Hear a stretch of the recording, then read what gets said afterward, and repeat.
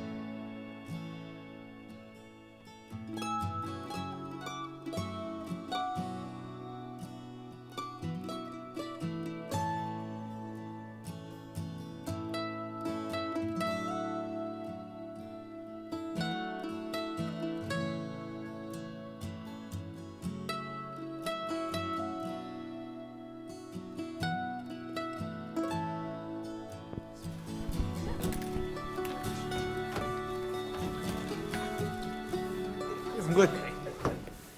Good evening, everyone. Welcome on this rainy evening. My name is Pauline Cormier. I am the chairwoman of the Ways and Means Committee.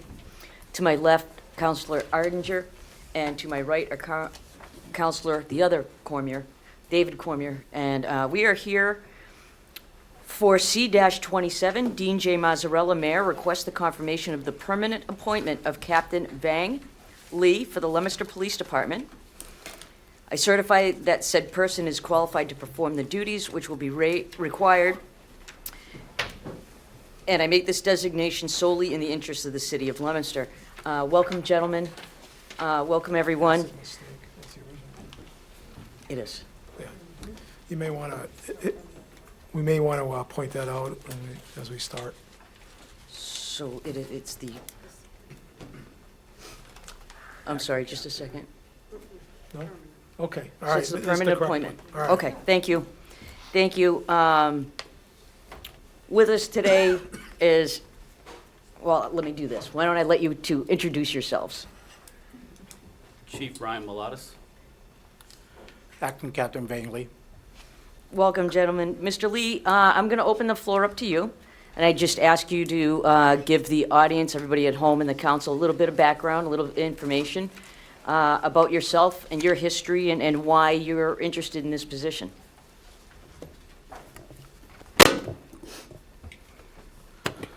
Good morning, everyone, city councilors, the department, chief, mulattoes, along with peers in the community. My name is Vangley. I've been with the police department for 17 years. A little bit about myself is I pretty much grew up here in the city of Leominster. I moved here about 1994, so pretty much when Mayor Dean Mazzarella was the mayor, so I started here.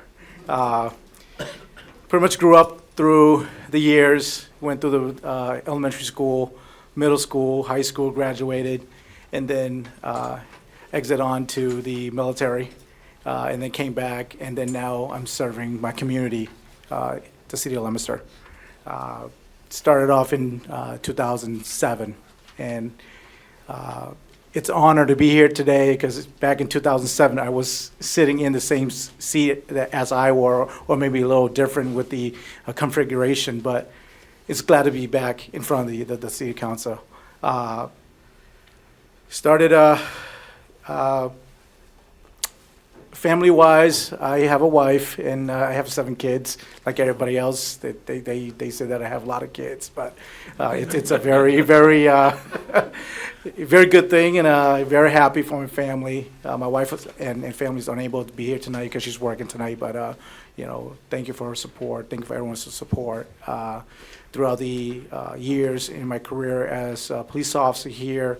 I started off as a patrol officer and then made my way up the chain.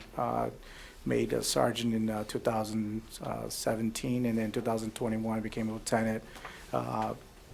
Patrol, I was patrolling the sector 1's beat, which is up the south side, pretty much majority of it, and 4's beat, which is the Mechanic Street area for a while. Participated through a lot of things, done a lot of community engagement when I became a lieutenant, and worked with outreach, so I was able to see many of you guys and the community as well. And then here today, thank you guys for giving me the opportunity to sit in front of you for the captain's position. I believe that with my experience, I'll be able to bring and help Chief Mulatto's gear towards the direction of his vision and mission in the future. Thank you, Captain Lee. I want to thank you for your service to our country and your service to the city of Leominster.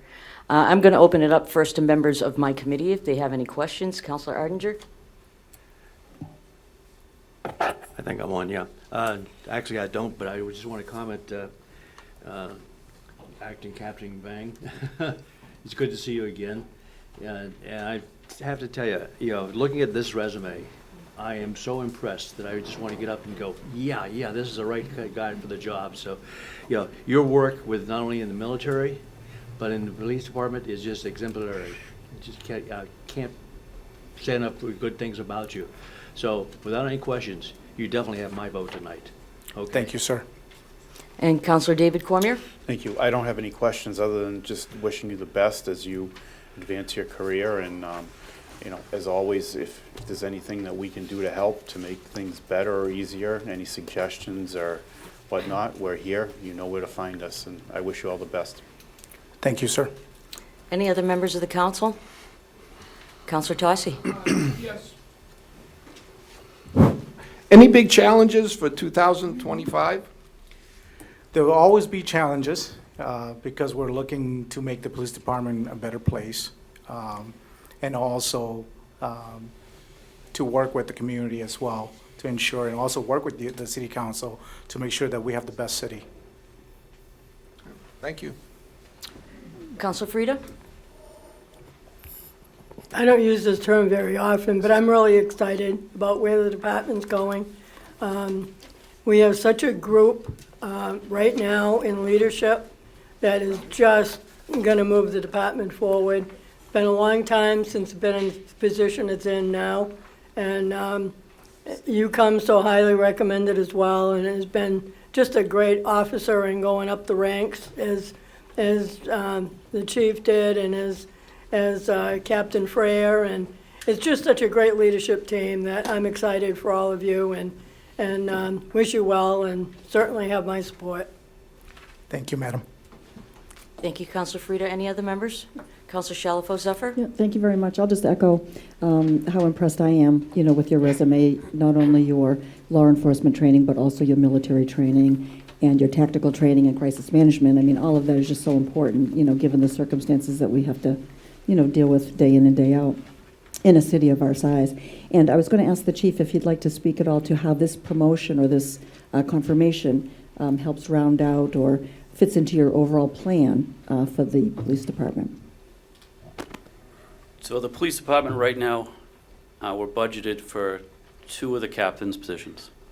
There has been a vacancy in the operations division commander, and that was the role that I had a few months back.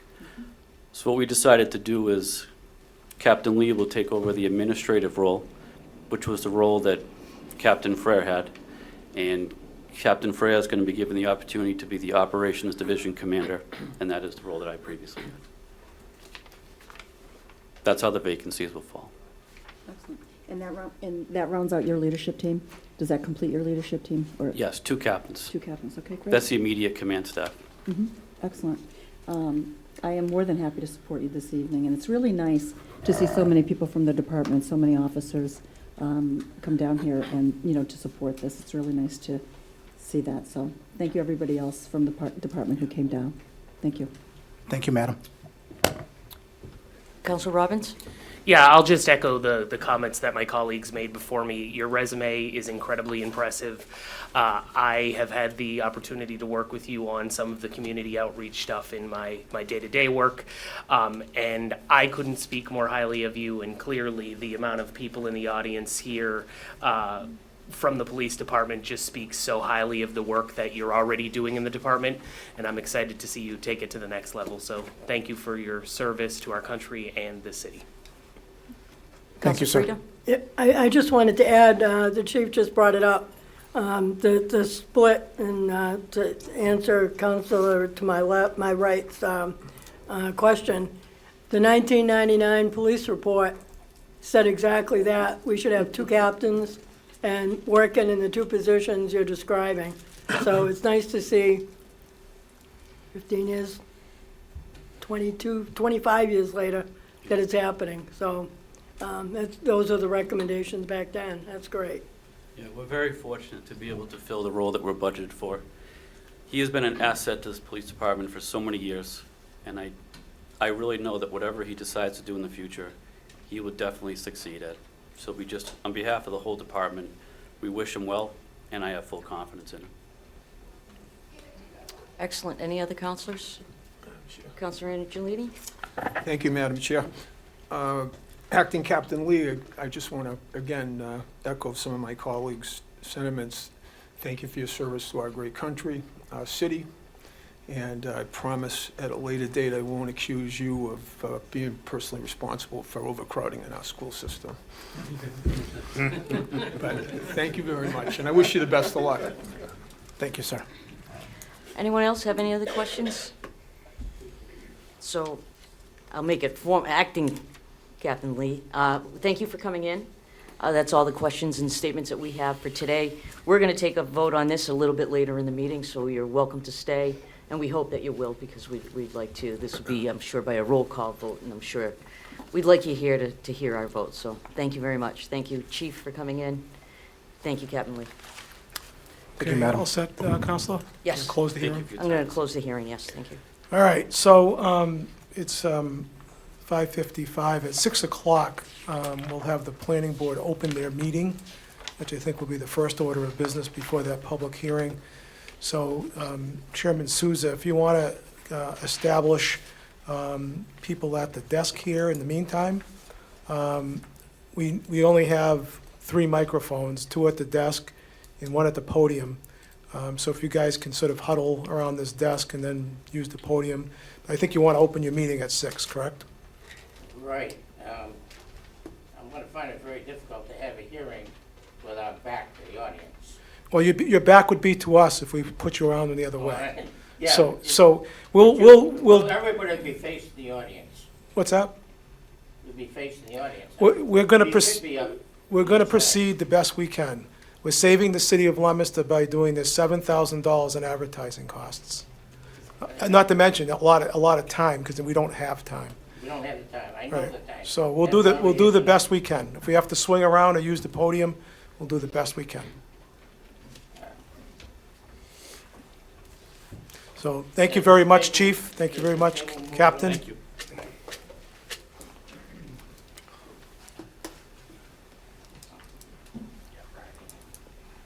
Captain Lee, can you make sure you let us know when you actually take your oath? Because we like to be there, and sometimes we don't find out about it. Yeah. So please let us know.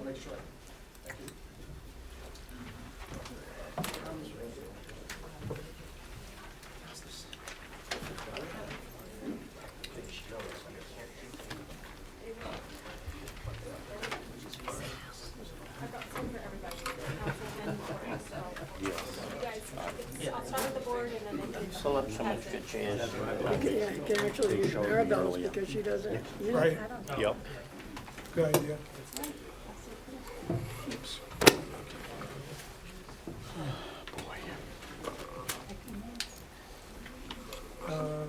Joe, would you feel more comfortable sitting here?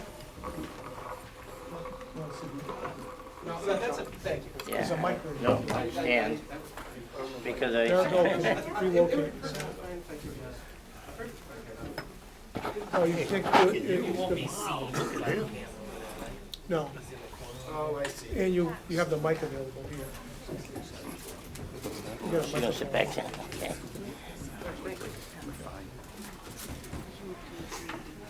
I don't think so. It fits very nicely.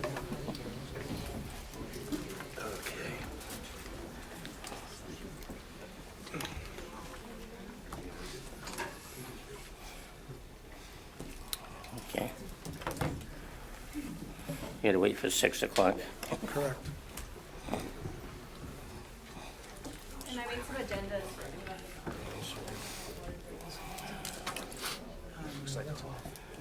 Do we have?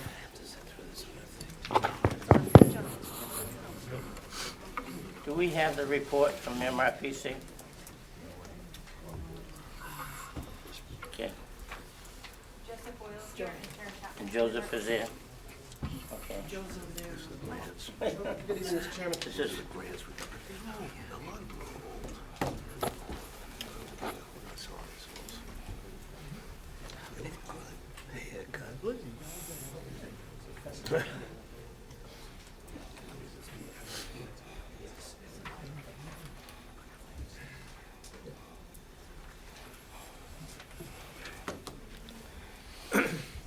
wait for 6.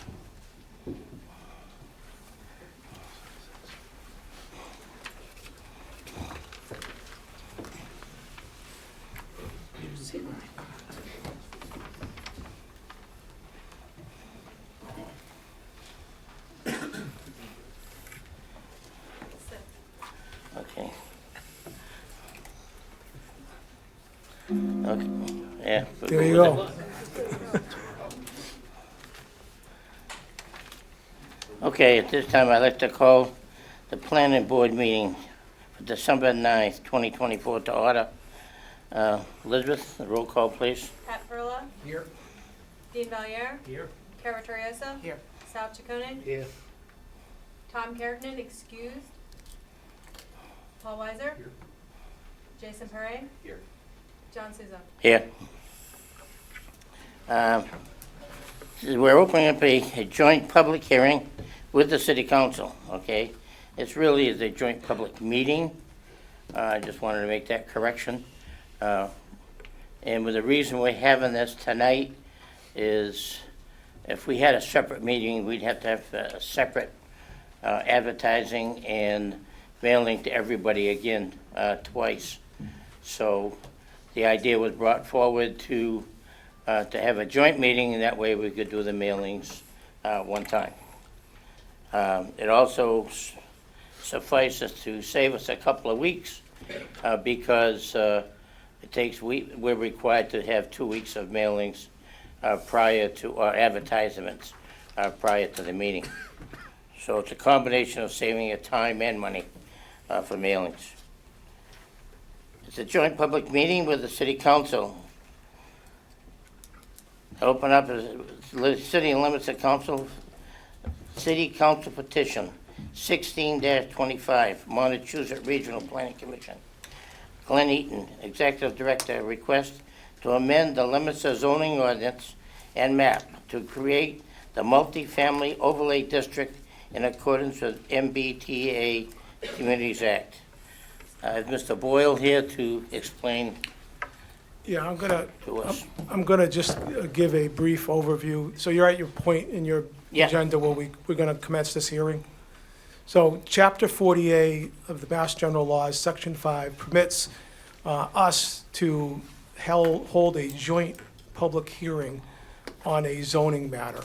Just for the public, when we receive the city council a zoning initiative or zoning petition, we have to refer that to the planning board for their recommendation on that petition. Typically, what happens is we do just that, and then the planning board has up to 65 days to inform us as to what their position is on that zoning item. We can go by it, we can ignore it, but we have to at least get it from the zoning board. Chapter 48, Section 5 also permits us to do a joint meeting where the planning board forms that recommendation along with us in our hearing. And as the chairman previously indicated, the advantages of doing this jointly is A, we save $7,000 in advertising costs, and B, we don't have a lot of time. Chapter 161A, I believe it is, of the Mass General Laws, the MBTA Communities Act, requires us as a community, because we have an MBTA station, to adopt a certain zoning initiative that was passed by the Massachusetts legislature. We don't have a choice. It's not an option. We have to do it. And we have to do it by the end of the year, December 31. So we came up with a proposal working with the Montezut Regional Planning Commission, which is a regional planning agency. Joining us is Mr. Joseph Boyle, to my immediate right, who was hired with a grant by the city as a consultant to help us comply with this law. He's going to be explaining a little bit more of the details in a minute. But if we don't enact this law, what happens is we lose grants. Our grant administrator indicated over $13 million worth of grants would be at risk. And in addition to that, there's an issue before the Massachusetts courts as we speak as to whether or not the Attorney General of Massachusetts has the authority to impose an injunction and force us, beyond the loss of the grant money, to adopt the zoning. They are doing just that with the town of Milton in the courts right now. So that's where we're at. This law creates a zoning overlay district, or that's what's proposed here tonight, with the aid of Mr. Boyle and his petition. It doesn't require anything be built. It just requires us to enable certain types of housing initiatives occur within that zoning overlay district. Originally, all of the housing was planned for a half-a-mile radius from the MBTA station in North Leominster. As a result of some work that's been done on this already, we took the maximum amount of that out of that half-mile radius, that maximum being 40%, and distributed it to other areas of the city, thinking that would be a more equitable situation and more for Ward 1 in particular, and also to deal with traffic in Ward 1. So at this point, if it's okay with the chairman of the planning board, I'd like to turn this over to Mr. Boyle to sort of dig into the finer points of his petition. Go ahead. Thank you, Mr. President.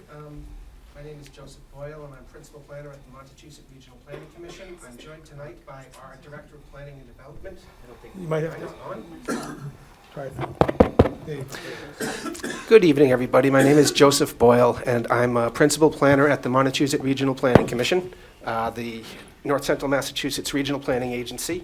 I'm joined tonight by Karen Chapman, who is our Director of Planning and Development.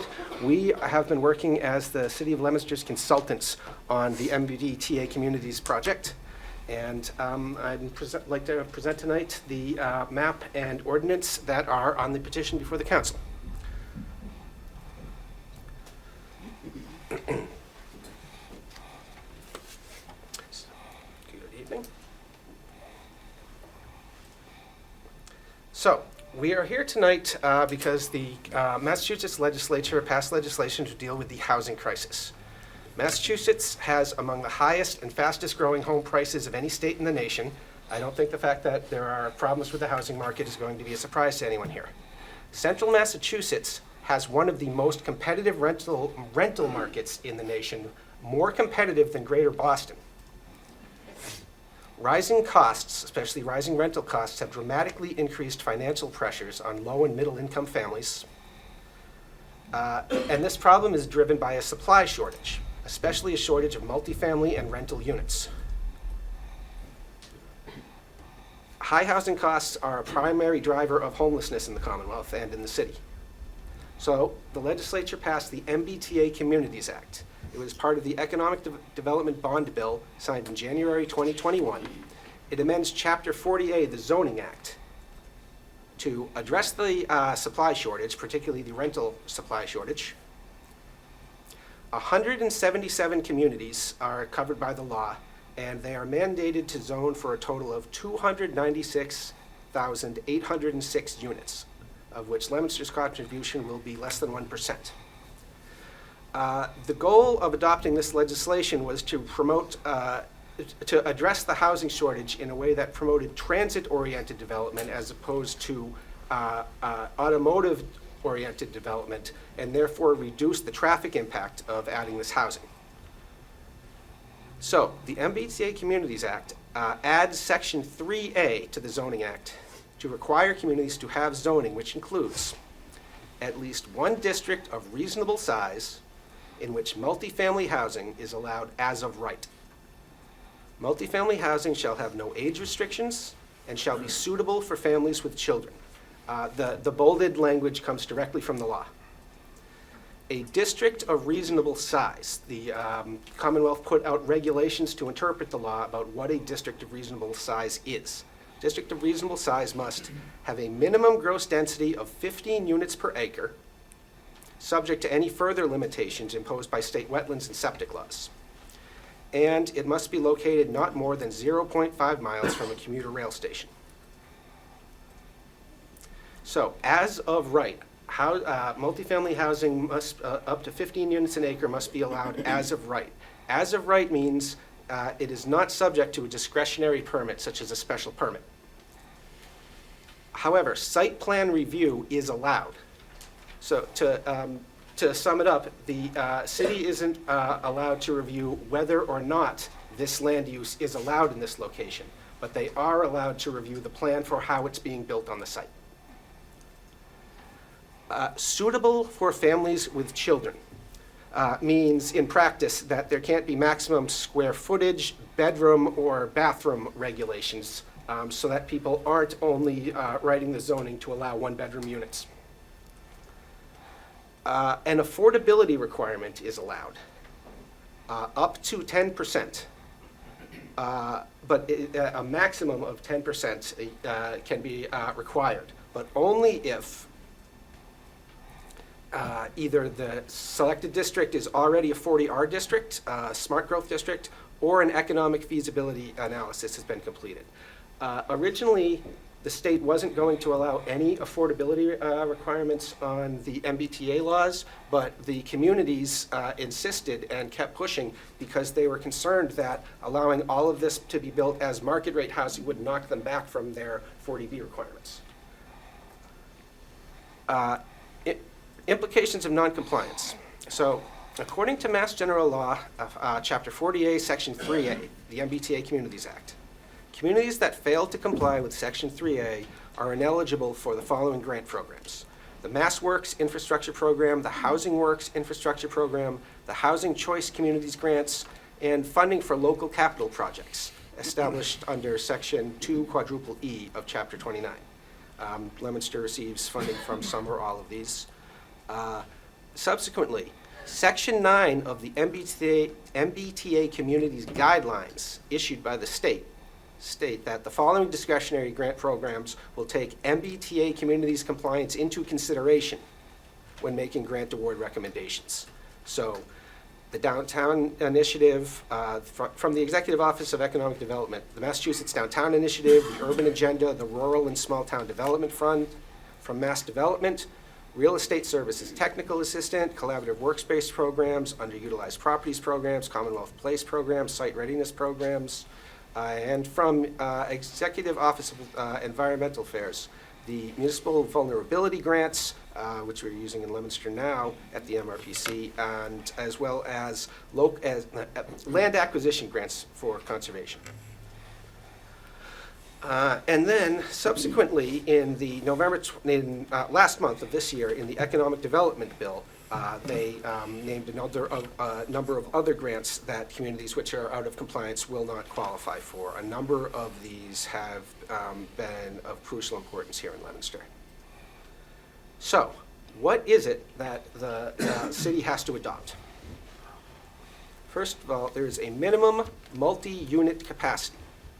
There are 4 categories in the MBTA Communities Act. Leominster is a commuter rail community, a community that has a commuter rail station, not a subway station, not a T station. Those communities are required to zone for 15% of their existing housing units as of the 2020 census. So in the 2020 census, Leominster had 18,732 housing units. So the MBTA district is required to include 2,810 units. There's also a minimum land area of 50 acres or 1.5% of the community's developable land.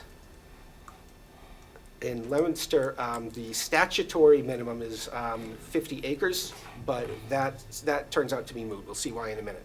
And there is a compliance deadline of December 31st, 2024.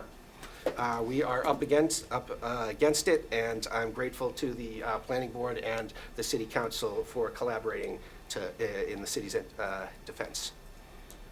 So, what else are they requiring? Multifamily housing at a density of 15 units an acre must be allowed by right. 50% of the district must be contiguous. You can have more than one area that's included in your district. They can be separated, but at least 50% of your acreage needs to be all together.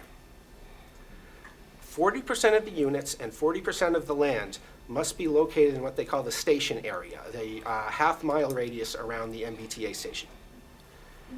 The districts can be in an area that is already developed. Now, like I said, the statutory minimum is 50 acres, but the size of Leominster's district is going to be determined by its unit requirement. 50 acres times 15 units an acre would be 750 acres, and the unit requirement is 2,800. So if we were to have a 50-acre district, it would have to be built out, zoned to allow 57 units an acre. So the actual size is a consequence of how many acres you need to get your unit number at 15 units an acre. 15 units an acre, what is that? Most people don't automatically in their head understand what units per acre are. What this is showing is what we call missing middle housing. Over the last 60 years or so in America, we've built a lot of detached single-family homes, and we've built a lot of mid-rise, and in cities and some in parts of the country, even in the suburbs, mid-rise or even high-rise residential buildings. But what we've been neglecting is what used to be the backbone of America's housing supply, which is called missing middle housing.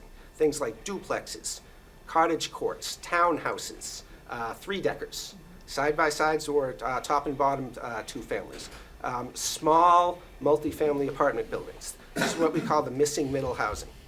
That's what where 15 units an acre looks like. Here's some examples from Leominster. The cleaners, this is actually on the left here, this cleaners is located within the MBTA district. There are 2 units above it, and it is on a lot of, I think, just under 6,000 square feet. 15 units an acre works out to a two-family on a lot of just under 6,000 square feet. That's 15 units an acre. But people build it other ways. If you have a larger lot, building out a multifamily campus at 15 units an acre is about what you're seeing here. And this one on the side is actually sort of a stealth three-family unit, which is on about 9,000 to 10,000 square feet, I think. So it comes out to about that same dimensional requirement. So we're not talking high rises, we're not even talking mid rises here. 15 units an acre is what you see before us. So, the district. We went through a process to select the district. What you're seeing here is every district in the city which was looked at initially. We looked, we started out working with the Leominster Housing Committee, and we concentrated around the train station in North Leominster. And they looked at the MU1 district on Nashua Street, the commercial district on Main Street, the BB, Business B district of Main Street, as well as three other areas. Another MU1 district, the one just south of the airport, on Hamilton and Forest. The RB district, just behind Main Street here. This is the district which contains the Whitney Field Mall, as well as a lot of wetlands and some other businesses down here. They also looked around, they were looking for a little while down by the Sterling line. Sterling was looking at doing something just on the other side of the line, so they looked in for a little while at potentially coordinating that. Also looked at some scattered site locations which are already built out as multifamily campuses. As I said before, communities are allowed to put these districts on developed areas. Subsequently, an initial draft map was produced, and it concentrated in North Leominster around the train station. It was both sides of Main Street, south of the railroad bridge. So this is the Nashua Street MU1 district in which the train station is located. These are the business districts right along Main Street, and then they jumped Main Street and selected these areas here in order to maximize the amount of the district that was in the transit area.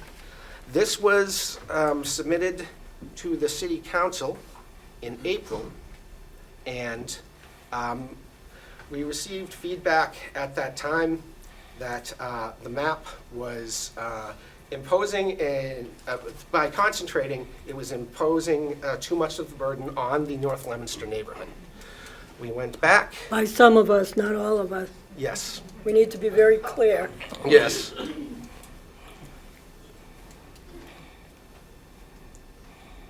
And so, a subsequent map was developed. In the North Leominster area, these districts up here were removed.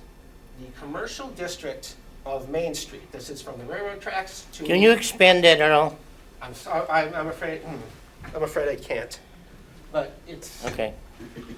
The commercial district from the train tracks to the exit ramp, the MU1 district on Nashua Street, and then the Mahogany Run residential neighborhood down the end of Nashua Street.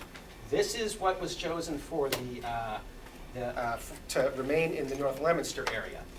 And then, to meet the unit and acreage requirements, we looked elsewhere in the city. Riverside Village is up on Route 12 by the Fitchburg line, and the Central Village South and the Litchfield Terrace / Chapman Place developments are both established multifamily developments that have direct bus service into the MBTA station. And by adding those, we were able to get to our acreage and unit requirements. This is just showing what changed in North Leominster. So Joe, how many existing units do we have counting all of those? How many of the existing multifamily units? I do. I do not have a number of the existing units that we have. One thing I want to remind everybody is that this is a zoning mandate, not a production mandate. So when they say you have to have a zone, you have to zone to allow 2,800 units, that's not 2,810 new units. If there are existing units in those districts, you don't have to zone it. They count, so to speak. So where this was drawn over established residential units, they don't have to add more in order to bring it into compliance. That was the whole point of sort of deviating from the original plan. So we're rezoning areas that fit the requirement, even though they. Yeah, I mean, they could always develop them. Yes. But the And they add to likelihood the count. economically of them doing that is they gotta tear down what's there or substantially We're not actually change changing it. anything about these areas, we're just. Yep. Right. The only thing that would change about them is that by moving to by right status and by establishing 15 units per acre by right, when the time comes that these buildings and these neighborhoods are getting old and tired and they need to be renovated, the potential of having an easier permit process and possibly adding a little bit more units to them will be able to create a financial incentive that can be done, and it'll be worth it for the owners and developers to do it without needing to boost rents. So having a little, adding a little density to the established areas, will pay off for the city in terms of when it comes time to redevelop them. They're less likely to fall into, on the one hand, fall into disrepair and be abandoned, on the other hand, to see a really extensive cost increases. Help me understand how Chapman Place and Riverside qualify if they're outside the half mile. Oh, okay. One of the requirements earlier is that 40% of your units and your acres be located within the station area. That means 60% of it can be outside the station area. So from the beginning, the Commonwealth understood some of the communities, some of the commuter rail communities aren't going to want to have the entire district within a half mile and might want to locate them in other parts of town. So they qualify because we didn't do it too much. Joe, do you meet the 2,800? What's that? Do you meet the 2,800? We do. We hit the bullseye. I don't think you answered his question. I think you're asking why Chapman Place was chosen, right? Or how it was chosen? Is that what you're saying? Well, we can ask that question, yeah. How some of these other areas were chosen, I think No, I was. understand why you just explained that we've rezoned them because we already have multifamily housing in those areas. Right. We're rezoning them, now all of a sudden we qualify, right? We're not taking money off the table. Right. It's true. Some of them, but some of that land in that area is vacant. Yeah. Joe, the selection of the River Street area and there were Litchfield Pines, some of that is income-based, right? That's not impacting that last bullet you had. That's right. Riverside, That's right. That's right. Some communities have drawn their MBTA districts over 40B projects, which have a 25% requirement. Think of it this way. In your regular residential district, you don't have in a residential zoning district, your zoning doesn't include an affordability requirement. But somebody can come in there and, if they want to, build a 40B, build an affordable housing project. The requirement that you can't have more than 10%, to be precise, a city cannot require more than 10% affordable in its zoning. That's Can I ask something on that? What you're saying is if I've got a location now that has a 25% requirement, if I put this over it, I now have a 10% requirement? No, the 25% requirement stays because that 25% requirement was already part of a contract, already part of a 40B and everything like that. All that happens now is we're drawing a new zoning district that has new, that has new zoning requirements. And we don't run afoul of that. But that example you're bringing up, that wasn't a zoning requirement to bring it to 25%. It was done as a 40B or something like that. Right. The rule here is you can't have a zoning requirement. And in this situation you're giving, where we draw the MBTA district over a 40B, we still don't have a zoning requirement for more than 10%, so we're good. Okay, looking at it the other way, if I have a property, it's 25% now, and for some reason we tear it down, I'm now taking affordability, I can go just to 10%? Or does the 25% carry on to new stuff? That would depend on what the 25% that currently exists says. But nothing we're talking about is in the zoning. It's in contracts for the development of that project. And like I said, the MBTA Communities Act is only about zoning requirements. We'll come across this in a couple other areas where the MBTA Communities Act can't require something or can't limit something, but there's some other law or rule that does and can. Well, that's not our issue because we're only worried about the zoning. Okay, so when I'm thinking of, let's pick on Litchfield, I think most of those are moderate or low income. Okay, so if somebody tore down one of those buildings, they could put affordable in there. Yeah, yes. The 10% maximum is a maximum requirement. You know, people can always go above and beyond on their own properties. I mean, you have a 50-foot frontage. Somebody can build a house with a 100-foot frontage, you know? Oh, yeah, that's not what I'm trying to get to, is I'm saying protect the affordability that we have. This incent allows me to take affordable properties and make a market rate. Well, it wouldn't, because those affordable properties you're talking about, they aren't affordable because of the zoning. There isn't like there's a zoning rule right now that says it has to be 25%, and now we're lowering that rule. This isn't going to this 10% requirement wouldn't weaken any other non-zoning 40B requirement that's already in place. Those still exist. Okay. So. The whole point is they don't want to disincent the construction by lowering the cost of the return to the developer. And it's like Joe said, it's just simply zoning. It's not any other contract or any other existing rights. Right, I want to cover all the points. Yep. All right. So what we're proposing to do here is to create an overlay district. Instead of a regular zoning district, an overlay district. What's that?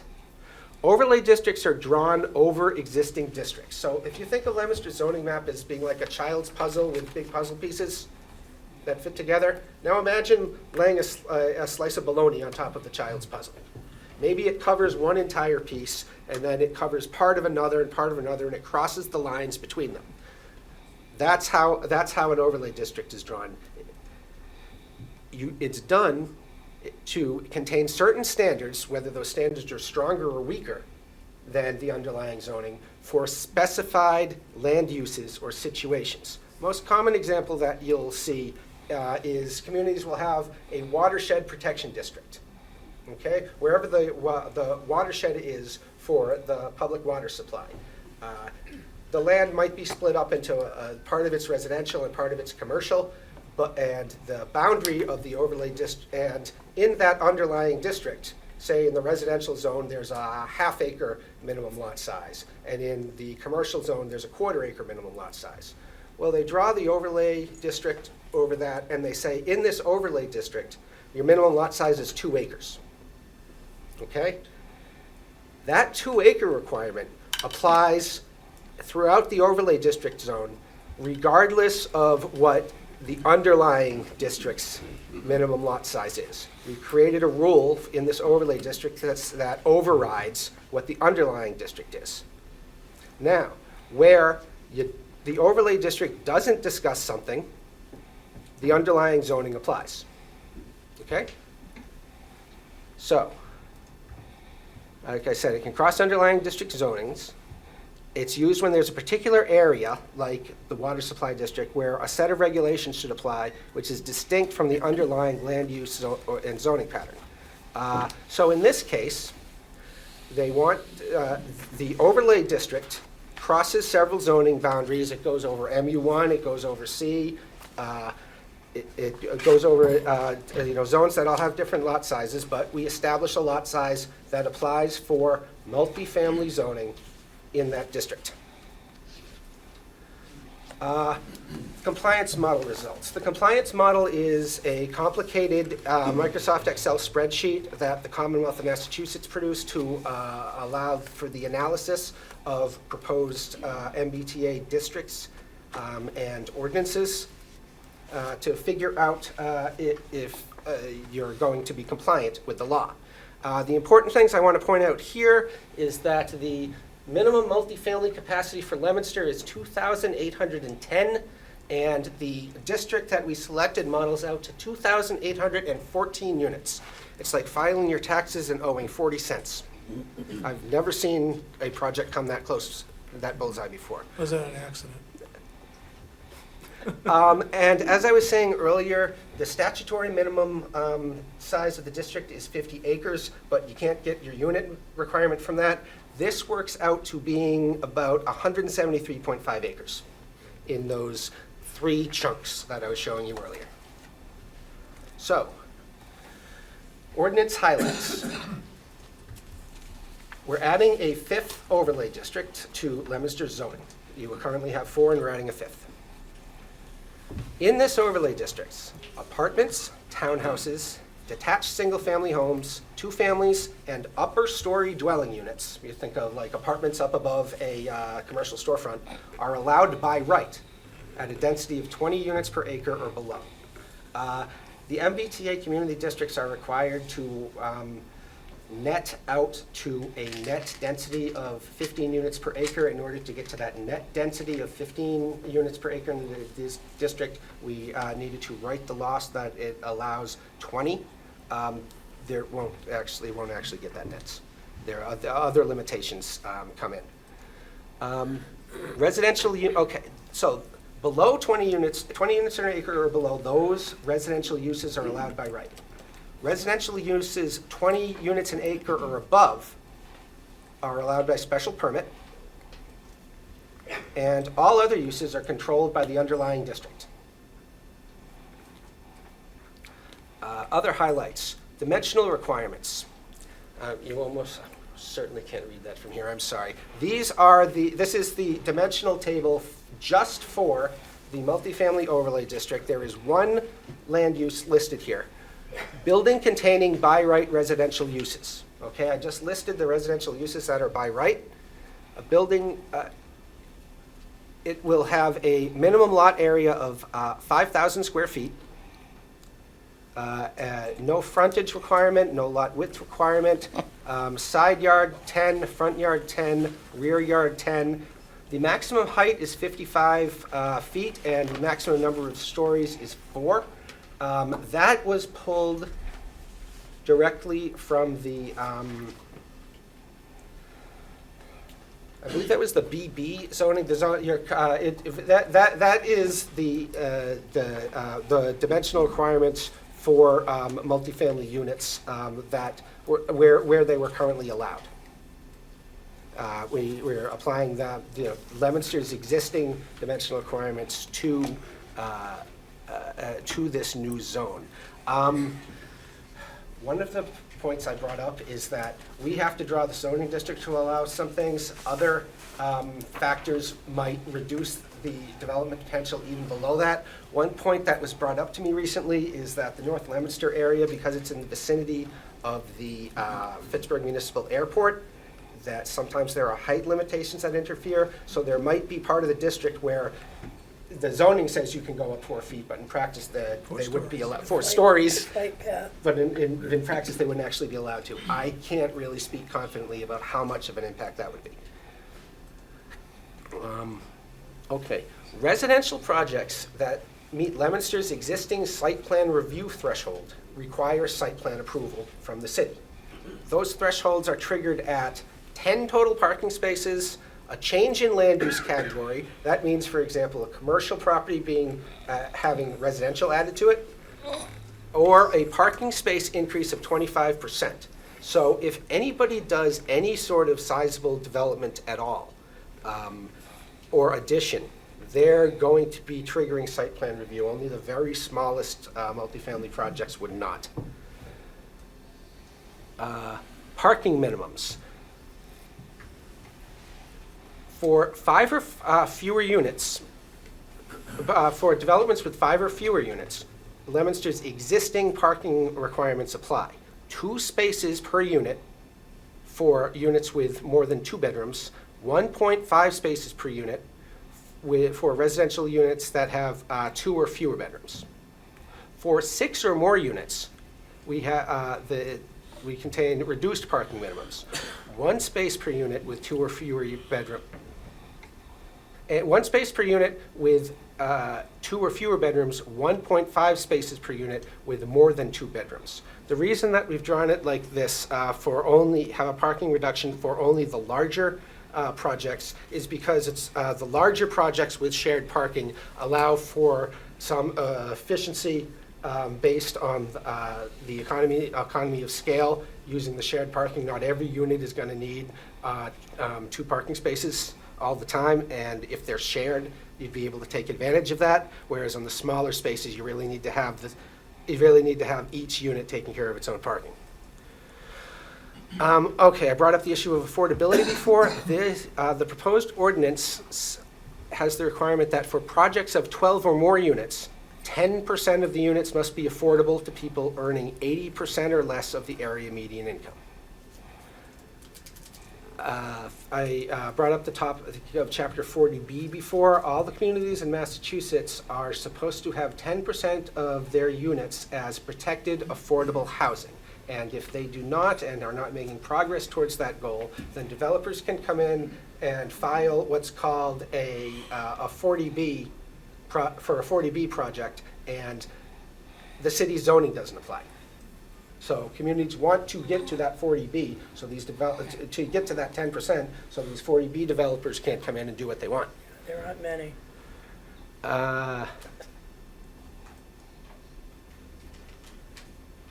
And it's not just to get to that 10%. If a lot of the MBTA Communities Act is not an affordable housing program. It is a market rate housing program. It is an attempt to fix the housing market, not just deal with the fact that it's messed up by producing affordable units.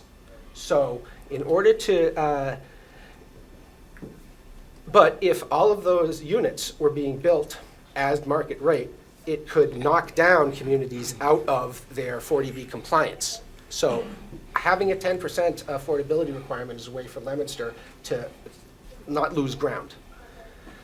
The other issue, the other reason that we're recommending the inclusion of an affordability element is concern about, this is being done largely as a consequence of the severe housing crisis in eastern Massachusetts moving its way this way.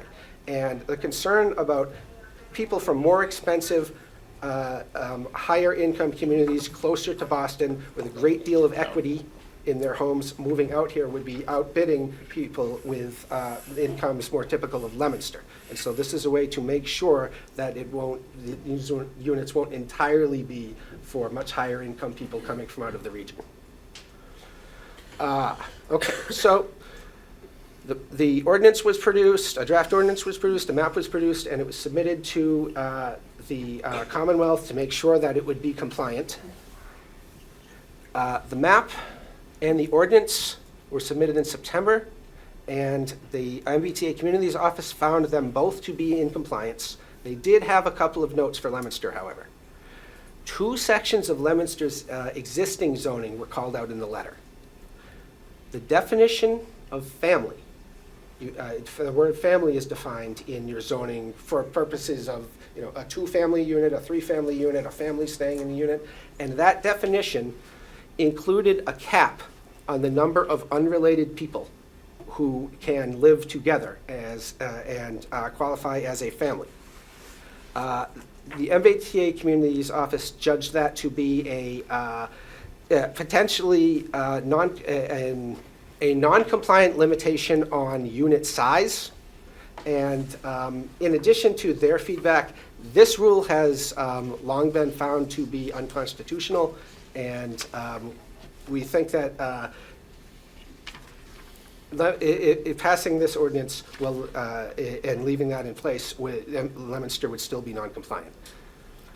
The other issue they brought up and didn't give us a lot of feedback on, they said that some standards in the Leominster's existing site plan review section were too subjective, not sufficiently standardized. We went through and made a couple of changes that should bring them into compliance. So there are, so the petition that was submitted included some language to change the definition, the petition you have before you, to change the definition of family, changing that unit cap from 4 to 5, and to make a couple of changes in the site plan review section.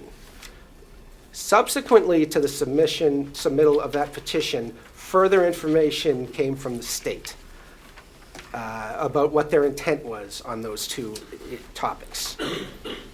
So we are recommending that further amendment language beyond that which was included in the petition be adopted to further address those issues. An amendment to the petition that's before us, minor amendments to the petition before us. We are recommending that you, rather than, my initial recommendation was to raise that cap on unrelated family members from 4 to 5. Shortly after I submitted that, the Commonwealth gave their review letter to another community in the region which had a cap of 5 with exactly the same language, saying that it was non-compliant. So what I apologize, what I submitted as the solution turned out to be the problem. So I'm recommending now to eliminate the cap entirely, and to add, there's slightly more, just another line in the site plan review section.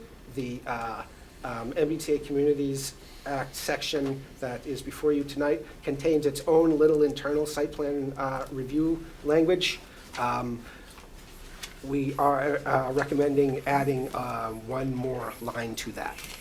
Could we let one line, or we just want to put a total number of people? There's the total number. We're recommending adding the line that was in reference to the site plan approval section. Okay. There are comments about site plan approval. There are, in the petition that is before you, there is already some changes made to the site plan approval section. I recommend that there be just some additional language added to there. Okay. We have a question in the audience? We're going to open this up to We'll the open it up public. in about 5 minutes. Yeah, you're all going to have an opportunity to present your questions or comments. So adoption of the petition is allowed by a simple majority vote. Usually zoning amendments require a 2/3 vote, but the Commonwealth of Massachusetts passed the Housing Choice Act to create exceptions to that requirement for making multifamily housing by right, which is what we do in the MBTA Communities Act, and changes to dimensional standards to allow for the construction of additional residential units on a particular parcel or parcels of land. We also changed some dimensional standards, such as stating that units up to 15 are allowed by right. Now, the issue is, the Housing Choice Act says you can have a simple majority vote if you make these changes about residential units, dimensional standards that affect residential units. If these dimensional changes apply to things other than residential units, they don't qualify for the simple majority vote. That's why we're doing an overlay district. Because by doing an overlay district, these new dimensional changes only apply to the residential, and everything else, the commercial, industrial, whatever, the underlying zoning applies. And with that, I will ask if the council's So, members have any questions. all right, so this is what we're going to do, I think. We're going to have Councilor Angelini is the Chair of Legal Affairs. From the perspective of the council, it is his hearing, and he will field questions from his committee as well as the council and the public, and the planning board likewise can do the same. I will just say to the audience, please, give everybody a chance to speak. We don't want people to be redundant. If we can, if there's a comment that's already been made. And please understand that the city of Leominster did not ask for this. We were not consulted. We didn't initiate it. It was imposed on us, and I chatted with the mayor earlier this evening, and he wishes to indicate as well that he was not consulted about this, nor did he ask for it. So unfortunately, we find ourselves in a position where we have no or little choice. With that being said, we're going to have to recess the meeting briefly at 7 o'clock to open the city council meeting. I don't care whether Councilor Angelini or Mr. Chairman Souza wants to entertain questions or comments from their boards or the council. Do you want to start it off? Yeah, usually what we do is in our meetings, we go to the audience, and after I go to the audience, then I come back to my board, so Okay. they can pick up any information. All right. So, and what I am going to ask is, it's a big room, and as you can hear, sometimes if you get away from the mic, I'm kind of loud, so I work out, but I'm just going to ask you to come up to the mic, ask your question, and give us your name and address, just so we keep track of it, just so we know. So I'd like to open at this time to the audience. Do I have anyone that has any questions about this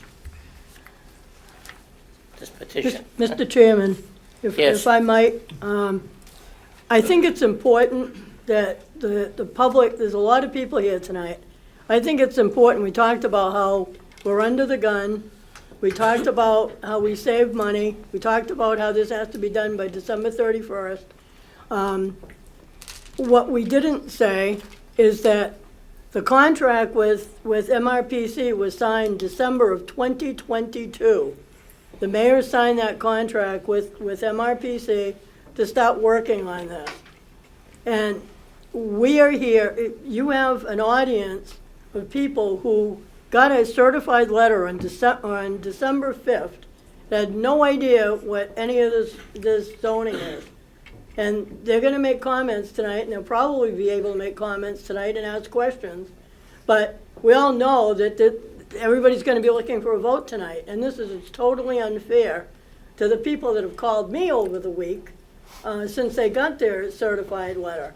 So I think that's important to note that this has been 2 years that this has been worked on, and we're under the gun. To say that we're under the gun is really an unfair statement.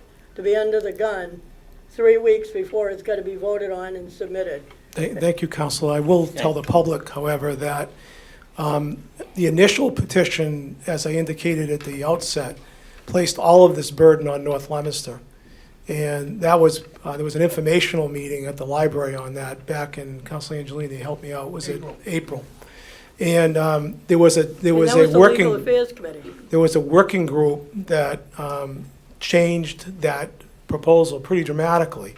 And our consultant, Mr. Boyle, I think, quite astutely pointed out it would be important to have what the resulting amendments were, or revisions, be a better word, reviewed by the state, because we didn't want to be in a position where we sent something to the state and it got kicked back. Now, the state took quite a while. I want to say they had up to 90 days to do it. I don't know if they used the whole 90 days. There was also a discussion in the council about the hope that one of these legal cases that are involving other communities would yield a positive result and essentially suggest that communities were not mandated to do this. So there was a specific discussion about not wanting to do this too early in the process in case the legal cases that came down gave us another avenue. So, that delay was, although, in some ways unfortunate, it was intentional because it placed us in a good position for a variety of reasons. So I just want to say that. Okay, thank you.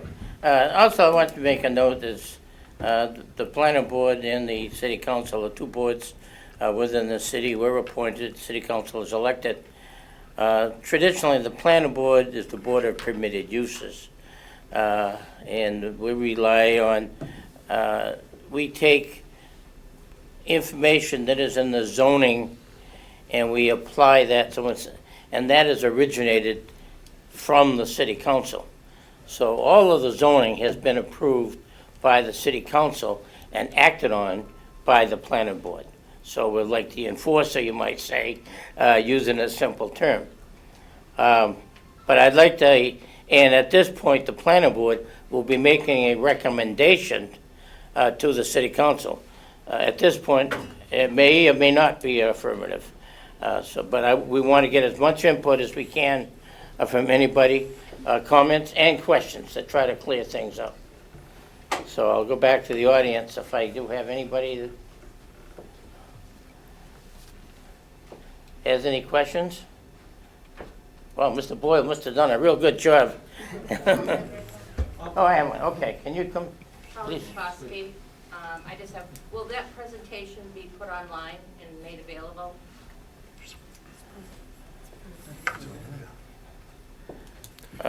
That's a question for Mr. Boyle. Mr. Boyle, where is he? Yes, I will be sending the presentation to the planning office, the planning board, and the city council for posting as they see fit. Okay, It'll also be part of the record for this evening of these proceedings. it'd be part of the record also. Anyone else? Yes. Yeah, come up here, please, so we can hear you, that's all. Which chairman am I directing my comment Yeah, to? it doesn't make any difference. I'll direct it to Mr. Angelini, it's right in front of me. But I'm going to ask the question through you, Mr. Angelini, Name too. and address Oh, I'm for the sorry, record. I'm Joseph Gleason, I'm manager of the limited liability company that owns the property at 514 Main Street here in Leominster. Through you, Mr. Angelini, to Mr. Boyle, I wonder if you could possibly articulate for the people here tonight, especially for myself, perhaps some of the legislative intent behind this act vis-a-vis this issue of housing crisis in Massachusetts. I wonder if you could more articulate this. Is this just, is it central Massachusetts and the MBTA communities bearing the burden for the high cost of rental property in Boston? Or is there something more to this than just that particular issue? So I wonder if Mr. Boyle could answer that, Mr. Angelini? Sure, please. If he can sort of turbine There the you intent go. of the legislature, Mr. Boyle. Why don't you stay here? That's a tall order. Once again, I'm a regional planner with the Montechusett Regional Planning Commission. I'm being asked to discuss the legislative intent behind the MBTA Communities Act, specifically as it results to Eastern versus Central Massachusetts. I think it would be fair to say that the MBTA Communities Act was very much drawn up with Greater Boston in mind and applied more broadly.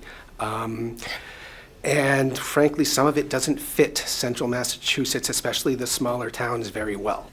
On the question specifically, is the problem only Eastern Massachusetts? And the answer to that is no. Leominster has had a severe Leominster, North Central Massachusetts as a whole has had a severe rental housing shortage for decades. My wife and I bought our first house in Gardner in 1999. And the reason we did that is because we needed to move to the region because I was commuting to college in Amherst and my wife was commuting to work in Cambridge, and we needed somewhere in between. And I had previously worked as a planner in Fitchburg, so we looked in that region, and our plan was to rent. And we couldn't find anything. In the late 1990s, the only apartments in the region were run-down, dilapidated apartment houses in bad neighborhoods in Fitchburg, and everything else had a 2-year waiting list. There simply hadn't been rental housing built in central Massachusetts in any numbers for a long, long time. And nothing about that has changed in the past 20 years, except that maybe the towns have clamped down even a little bit more. And so there is a severe housing shortage in central Massachusetts. There would be a severe housing shortage in central Massachusetts even if Boston wasn't there. But Boston is there, and that's making the rental housing shortage even worse. But A few months ago, Forbes magazine's real estate research arm ranked all of the rental housing markets in America by their competitiveness, looking at features like the rate of rent increases and the number of units available per for the rental units on the market per 100,000 population. The Worcester metro area, which is central Massachusetts and one county in Connecticut, was the third most competitive rental market in America. To put that in perspective, Boston was 12th. Boston obviously has a much worse, much more competitive ownership market, but for rental market, central Massachusetts is one of the toughest in America. So to a certain extent, yes, central Massachusetts is being looked at as a solution to a problem that's particularly severe in Greater Boston, but it's not just Greater Boston, it's bad here too. Yeah, I'd like to add to that. I think Leominster itself was ranked 7th in the country. So, and I was asking about the 2,800 units, and I was trying to do a calculation. I've been on the board now for quite a few years, and I don't think we've had 500 total units in the last 20 years. We've got some large ones that were built in the late 80s,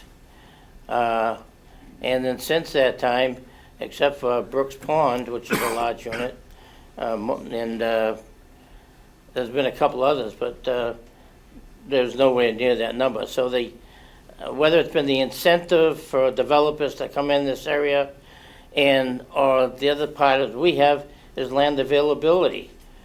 We just had a recent piece of property come up for sale. It's been for sale for many, many years.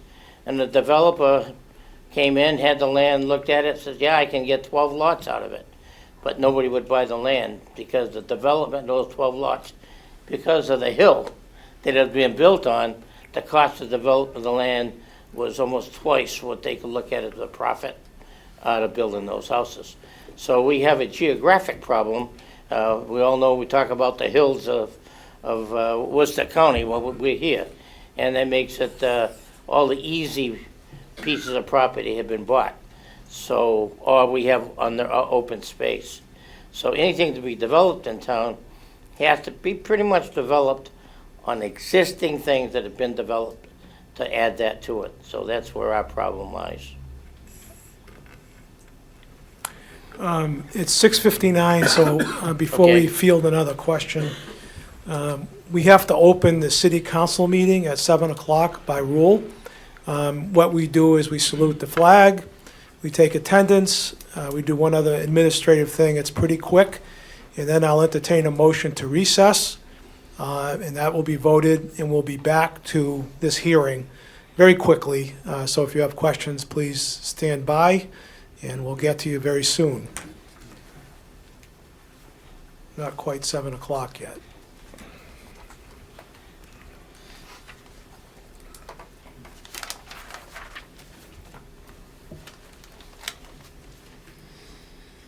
If you signed up for the public forum for some other matter that's before us tonight, we will get to that later on too.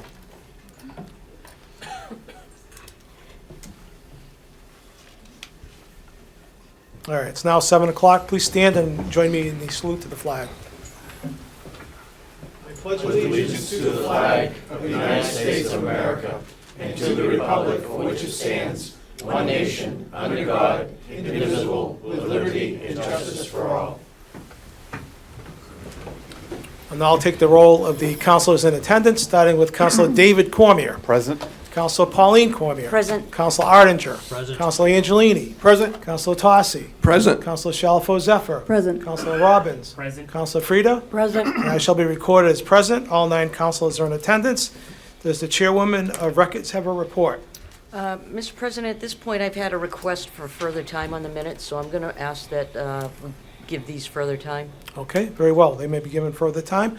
I'll entertain a motion to recess. Councilor Shalfo Zephyr, seconded. Councilor Robbins, please recognize in the usual manner. We are in recess, and Chairman Souza, if you want to entertain questions from the audience. Okay, I'll continue now.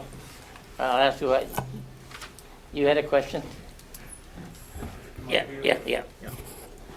Bob Dewsnap, 28 Glen Haven Road, Leominster. I was wondering who has the eminent domain authority for this, or is there any? And also non-conforming uses within the industrial area. None of that would be affected by this, this petition. Eminent domain typically belongs to the government, and obviously there's a whole lot of rules, very exacting specific rules that apply to it. The government would not be in the business of taking anybody's land to build these units, so there's no impact to the eminent domain proceedings, and as far as non-conforming uses, it wouldn't change that either. So if there's another use already in existence on land affected by this overlay district, it wouldn't change the prior non-conforming rights. Okay, thank you. You're welcome. An overlay district is kind of confusing to people, and I'll try to do it in layman's terms, is you have a current piece of property that was owned 5, 10, 15, 20, or when you built your house 40 years ago. Even if we made that zone today, and I said I was going to have an overlay district for a factory outside, but norm, but that would allow the factory to be built maybe next door or in that area, because you have to. But the underlay, the original zoning for that home stays. So if you ever have to get a permit or if you have to do in your home, it's not the higher one, it's the original one that you had. So it doesn't affect, an overlay does not affect the current people on the property. It's only the future. Okay, I hope that I try to make that clear. It should also be noted that this law, if passed, this ordinance, if passed, does not require anything be built. No landowner has to use their property for this use. If a lot of this land is already being used from other uses, commercial uses, industrial uses, business uses, none of those companies or individuals have to do anything. All we have to do is make the zoning available. Nothing has to change within that district, and it is likely that there may be some change, but not all of it will change, because if you look at the economics of some of what these buildings are worth and what they rent for, it's not necessarily going to result in housing. Yeah. I just thought that should be said. Take for instance a place that'd be a condo. You'd have to buy every condo in that, and everybody in that facility would have to agree to sell their condo. So it'd be very difficult in a lot of cases to do anything. Do I have anyone else? And based on the presentation, it sounds like with this creative rezoning, it allows us to meet these requirements without having to do. I'll be perfectly blunt for my purposes. When I first looked at this, I take umbrage that the state of Massachusetts or the legislature is going to tell us how to zone our land. I don't like the idea of that. I just take great umbrage. However, I have to admit, for a moment I thought, well, maybe the idea is to say no. And maybe I even talked to other communities that were in the same boat. But then when I started looking at what we could do by being creative, that no one's going to buy all the condos at Central Village South and turn them into housing like this. It's not going to happen. So when we looked at the creative side of this, we said there's no way 2,810 units or 14 units are going to get built. It's just not going to happen. So when you look at that and you look at all of the potential grant money that could be lost, and you look at getting sued by the Attorney General's office and spending legal fees, which come out of tax dollars, to defend a suit that you might not win, the only way you win that suit, in my opinion, would be if the court, at some point in that Milton case, says that the Attorney General doesn't have authority to get an injunction, and that the only remedy is to take away the grants. But even just taking away the grants, as Mr. Boyle indicated, many of these grants we're availing ourselves of right now. Some of it in North Leominster. So dealing with significant drainage problems. So we had to take a long look at this, and not an easy thing. Mr. President, Yes. on this topic of grants, Yes. We're a little past the one-year anniversary of the great flooding event and all the damage that was done, that did. I would like to recommend it to the city that either the city itself or in conjunction with the MRPC that we start working on a flood control grant application in the exact amount of the grant that was withdrawn from the city of Milton to submit the day after we are in compliance. But for your information, if you missed it, the town of Milton is the one getting sued. They're sort of the test case in the state. And that decision has not been rendered by the SJC yet, that I'm aware of. And I agree with Mr. Bodenza. The planning board on a whole, and I've talked, nobody is really in favor of the state. And I've talked to a lot of people on the other side of 128, and they have no clue of what's going on out here, you know. And they just, I'll tell you a funny little story I like to tell, is when we put in the railroad station, a special train came out here with all the big shots from Boston.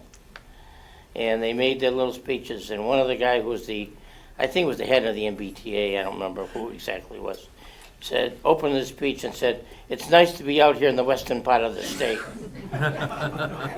And then I remind them, the western part of the state is 100 miles that way.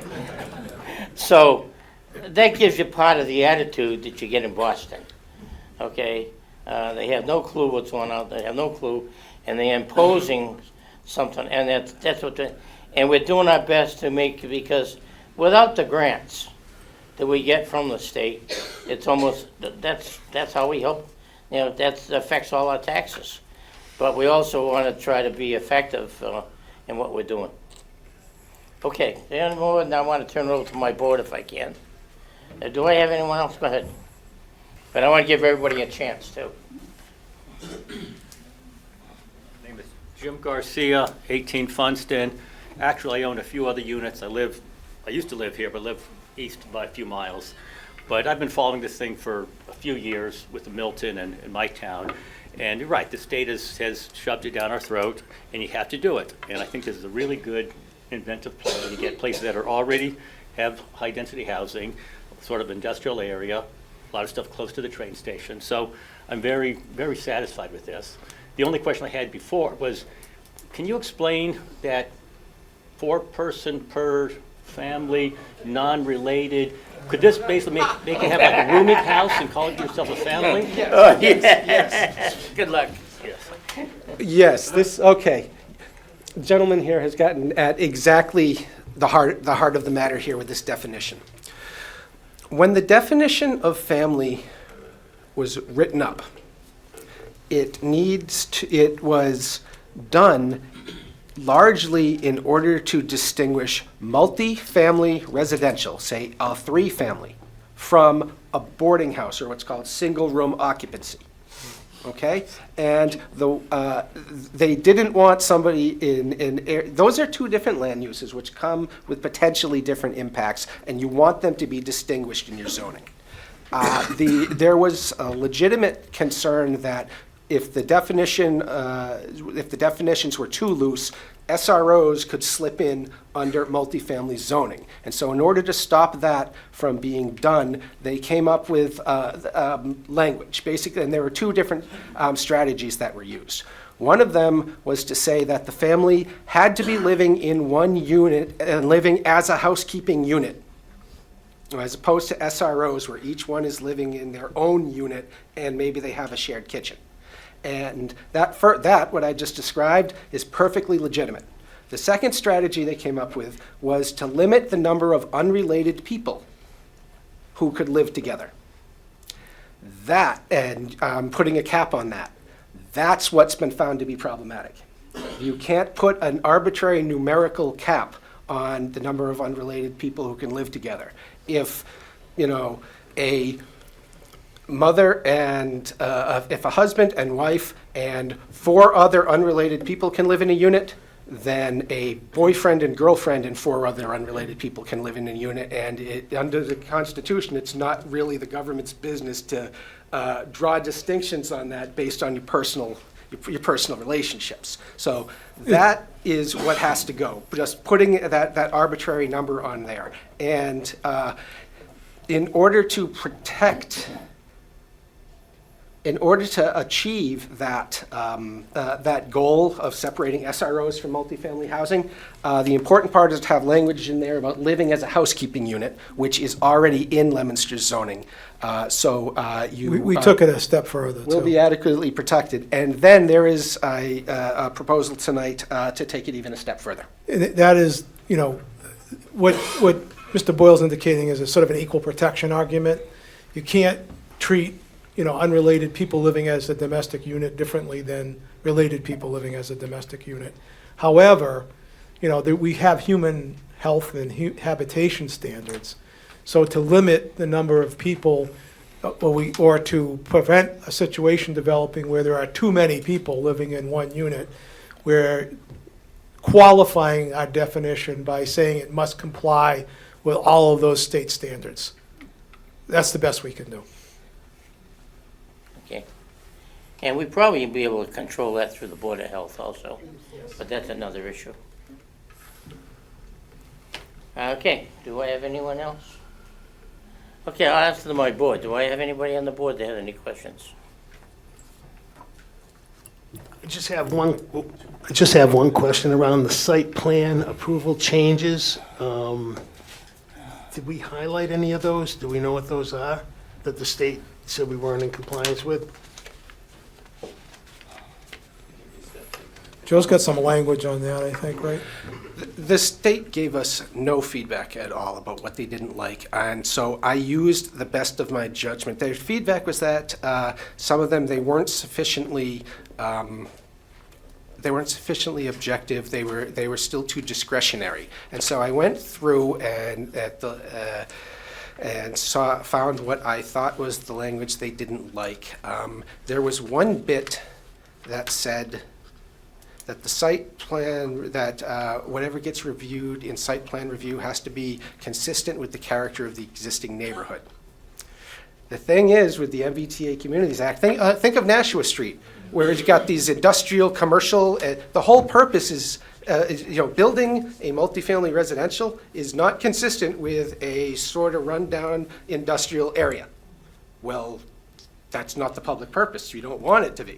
So there's a proposal to change. I found that language, I thought, is probably something that they were saying, that they were zooming in on. I found a couple of other little things where you see that something's being changed in there. That's where I thought it might be. And then there is a proposal, I believe that will be coming up tonight, that just solidifies our position It's a little bit. qualifier that says in no event will we impose standards that are, you know, violate the MBTA Communities Act, something like that. There's more, it's a more precise language than that, but that's how we sort of dealt with it, so.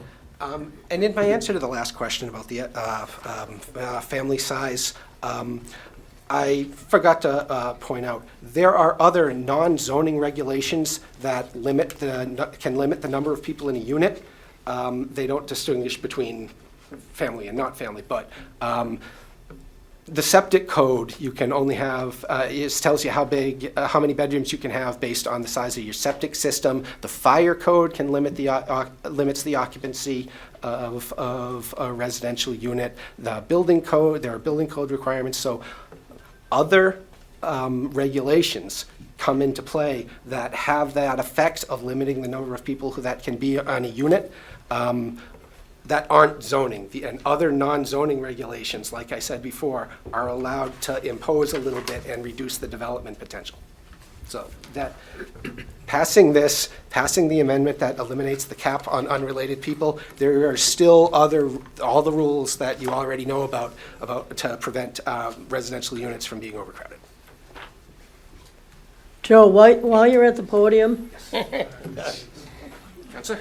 can you just explain, because I think we keep saying that we picked areas that are already fully developed in many cases. Some of them, yes.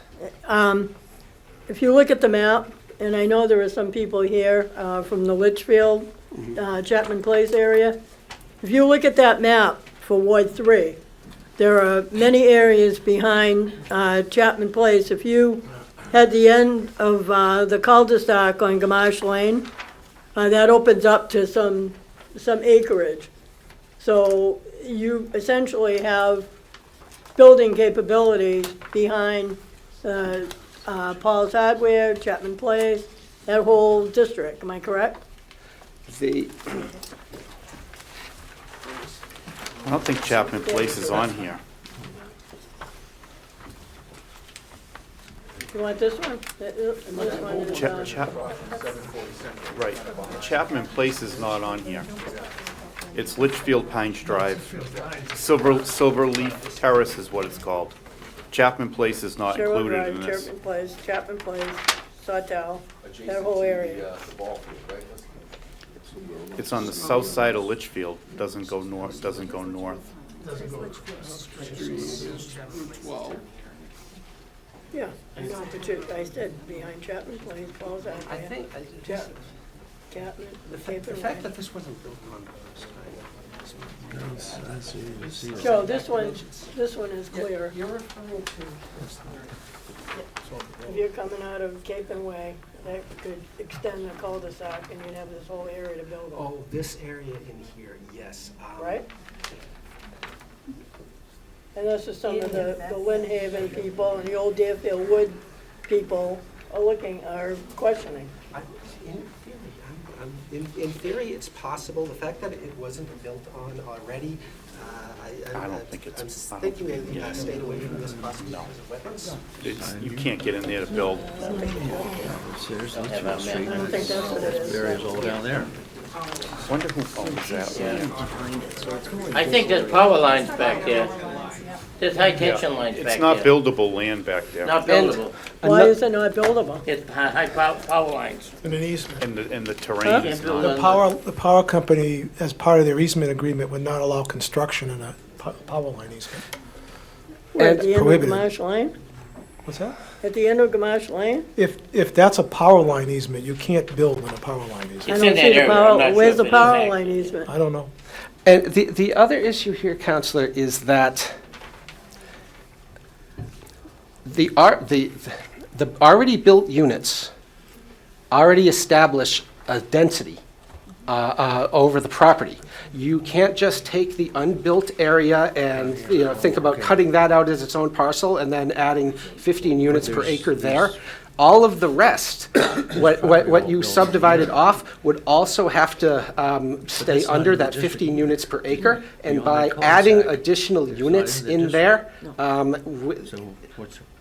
I can't say with confidence that they wouldn't be able to add any units at all, but it would be a very limited number in order to keep the overall lot, the overall development from surpassing the 15 units an acre. Even if that land, which is apparently power line land, was available for development, the 15 units per acre, wouldn't just apply to whatever little piece of developable land you can pull out. It would have to apply to everything, which could potentially stop that little developable piece from, or at least limit it from being able to have the units built there. And the power lines are right along this area. There's a question, is it, the gentleman- Okay, at this point, John? oh, yes.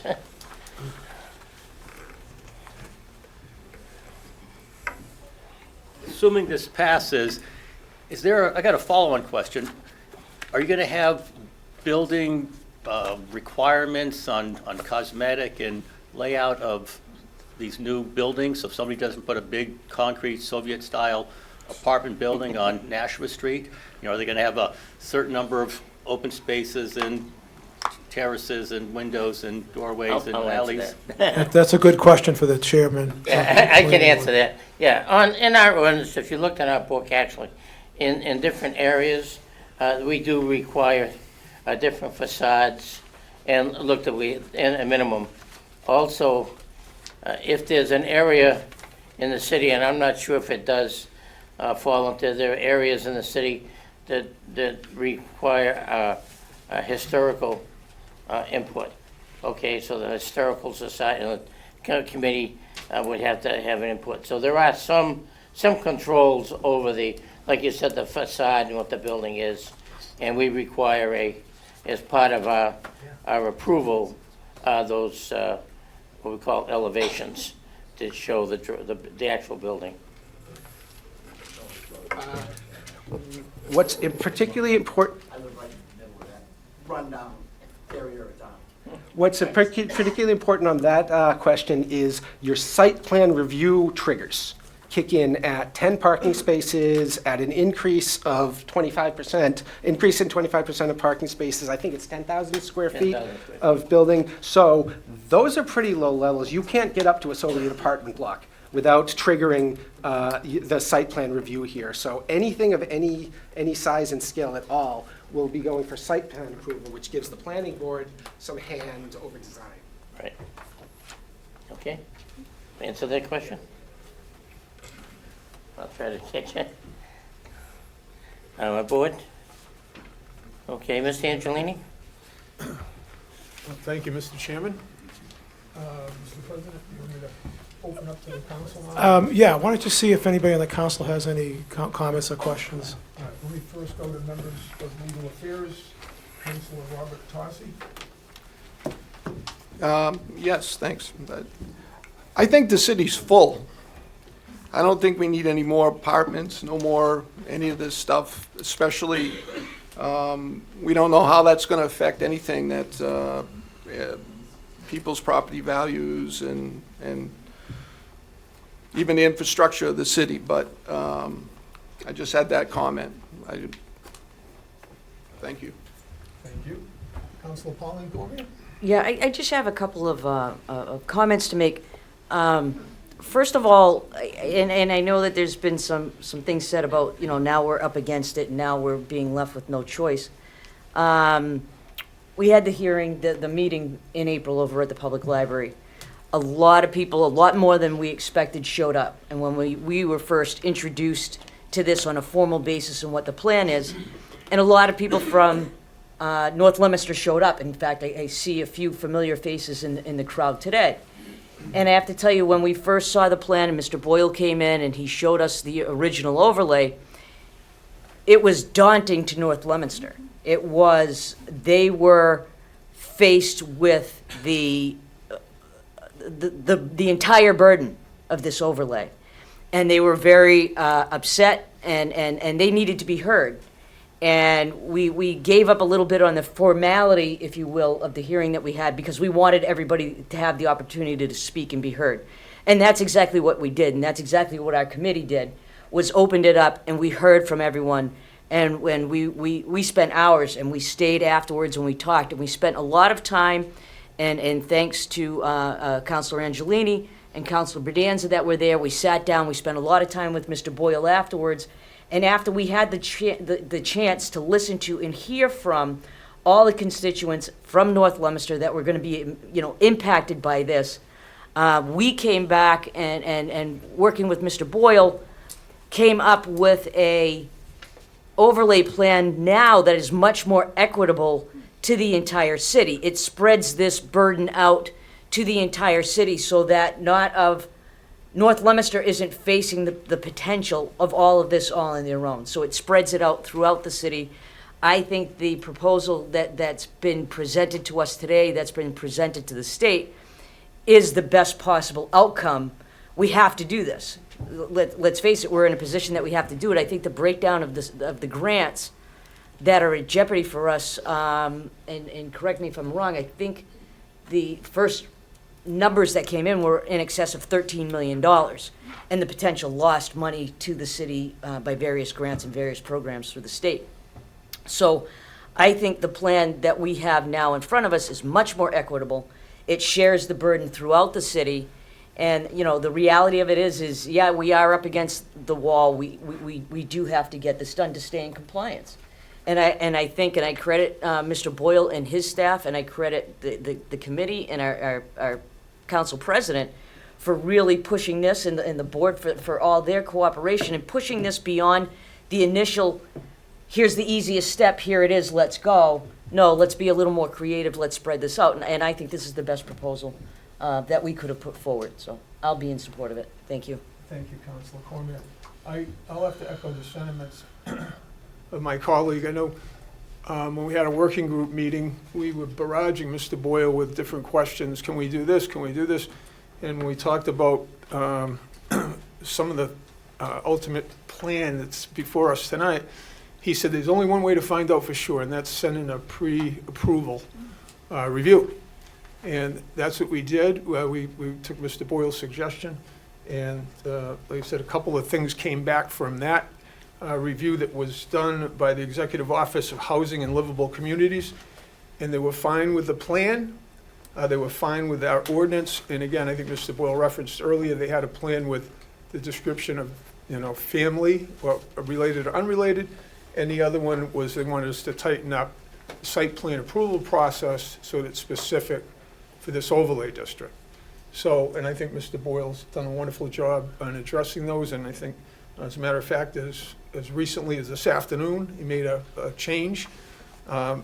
So that's where we find ourselves this evening. I thank you, Mr. Chairman, for conducting a wonderful interaction with the public this evening. And I thank the members of the Planning Board for taking time to join us as well. I know this isn't easy, but you guys always seem to rise to the occasion. So I thank you all very much. So check and see if there's any other members of the council that want to weigh in. I will certainly do that. Okay. Are there any members of the council that would like to comment? Councilor Frida. I tend to agree that this is something we shouldn't be doing. That would be my first reaction. Massachusetts has always prided itself in local government having jurisdiction over local government. And that's not what this law does. And this goes back to Governor Baker. He's the one that started this. Everybody seems to think it was the present administration, but unfortunately, it was Governor Baker that said this is something that had to be done. I don't think we handled this properly as a council. I sat on the housing committee to begin with because no other councilor wanted to be on that committee. The mayor asked for councilors to be on there. I volunteered to be on. I spent many hours at the meetings with the chairman and Elizabeth Wood putting the meetings together. It was rejected. The meeting that's referred to by a councilor from Ward 2 was at the library. It was listed as a legal affairs committee meeting. It wasn't listed as a public hearing. I was sick that night, but I watched it. You couldn't see who was speaking, and when I asked who the speakers were, I was told that we wanted to make it less formal, so we didn't ask for anybody's names. We talked to them after the meeting, so we had no record of that meeting. We had no record of who spoke. This was not a council effort. I'm going to say that for my part. I even talked to Joe Boyle a couple of times, and he told me he was told to speak only to the Ward 5 councilor. So when you want to say this is a council decision, it's not a council decision. It was made by a couple of people on this council. The working group consisted of the Ward 5 councilor and the council president. That was the working Just group. for clarification, you were invited as well. I was, and Just to let after you know. being rejected on the housing committee, I wasn't going to waste more of my time. So I just think this should have been handled differently. We should have had a few meetings of the city council, maybe other meetings jointly with the planning board. This is 2,810 units that have to be spoken for in this city. It's a city issue. It's not ours. It isn't the planning board's issue. This is the whole city that could be affected by it. And we can sit here and say, nobody's going to buy properties and tear them down and build. You don't know what people are going to do. It's once you zone it, you zone it. And yeah, it's an overlay district. But we had ample time. When you look at 2022, there was 2 years that we could have been doing this rather than sending certified letters to people on December 5th, having a meeting tonight, come to the meeting. That you didn't have legal affairs committee meetings. You could have subcommittee meetings and invited people to listen to the progress that was happening. I don't think you did. Maybe I missed it, but I don't think they were done. Do we have to do it? Yeah, probably now. One of the things that bothered some of us on the housing committee was the fact that we couldn't designate, if we did have to build all around the Nashua Street area, we couldn't designate that that could be for Leominster residents. You couldn't even do that as part of this law. Mr. Boyle can correct me if I'm wrong on that. It has to be for anybody. So you could have the influx of overtaxed and over-rented and lack of units in Somerville, Arlington, Cambridge, coming out here, living near the train station, and be able to get to Boston to go to work, go to Arlington to go to work. So it still doesn't allow, not to be parochial, but there should be a way that we could have fashioned something to kind of take care of some of our own residents who are being forced to move out of the city because they can't afford to live here anymore. So I think there are definitely a lot of flaws to the law. It's not anybody's fault. Do we have to do this? Yeah, we're not going to give up that grant money. But I just think as a council, we should have done this a lot differently. We should have had a more open process with the public. I got a lot of phone calls when people got their notice. And we should have been a little bit more transparent about it. Do we have to do it? I guess we have to. But I just think we could have done it a little differently.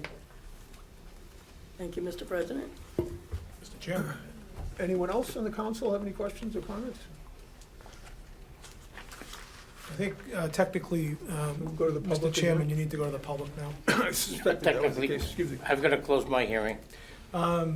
So, And then what I have to do is close my hearing, right, and then I go to our new business, and then we vote. you want to do that before we finish our hearing? I think that should happen. I thought you would finish your hearing. No, the chairman of legal affairs needs to address, needs to Okay. open it up to the Oh, public. you can open to the public, But okay. we're going to keep our hearing open. Yes, you do. Why don't you let the chairman go to the public? Go to public, Once he's okay. done with that, we'll keep ours open, and then we'll turn it over to you to close yours and Yeah, and okay, deliberate. yeah, I just want it to work Yep. right. That sounds good. Okay, Mr. All Chairman? right, good evening. Is there anyone in attendance this evening who would like to speak either in favor of, in opposition to, or have questions regarding petition 16-25? For the second time, is there anyone in attendance this evening that would like to speak in favor of, in opposition to, or has questions regarding petition 16-25? And for the third and final time, is there anyone in attendance this evening that would like to speak either in favor of, in opposition to, or has questions regarding petition 1625? Seeing none, Mr. President. Okay, so we'll I'm gonna leave keep this it hearing open. Okay. We'll turn it over to the chairman of planning. Okay. I have a motion made and seconded by Paul, seconded by Sal, to close the public hearing. Do I have any further discussion? Hearing none, I'll call for the vote. All in favor, say aye. Aye. Opposed, say no. Motion carries. I'll now go to our new business. 2.1 City Council Petition 16-25, Montezut Regional Planning Commission. Glenn Eaton, Executive Director, request to amend Leominster zoning ordinance and map to create a new multifamily overlay district in accordance with MBTA Communities Act. Do I have a motion? I have a motion to approve. Do I have a second? A second, Sal? That would be a motion to recommend approval. Recommend approval. With the amendments or without? No, they'll make their amendments. As Because we weren't given the amendments, so we can't discuss it. Okay, any further discussion on my board? Okay, here none, I'll call for the vote. All in favor, say aye. Aye. Opposed, say no. Motion carries. Recommendation to the city council. Do I have motion to recommend to the city council? Just to make sure. So moved. All in favor, say aye. Aye. Opposed, say no. Motion carries. It's all yours, gentlemen. Thank you. Motion in favor. Yeah, Oh, you- motion to adjourn. Yeah, you should adjourn. Motion to adjourn. What was your It's last motion? This last one? To recommend. Yeah, that's all right, yeah. Yeah, recommend. Okay. Motion to adjourn, all in favor say aye. Opposed say no. Motion carries. Thank you very All much yours. to Mr. Souza and the planning board for your cooperation this evening. It was much appreciated. Made the process a lot easier. All right, so you're happy to please stick around if you'd like.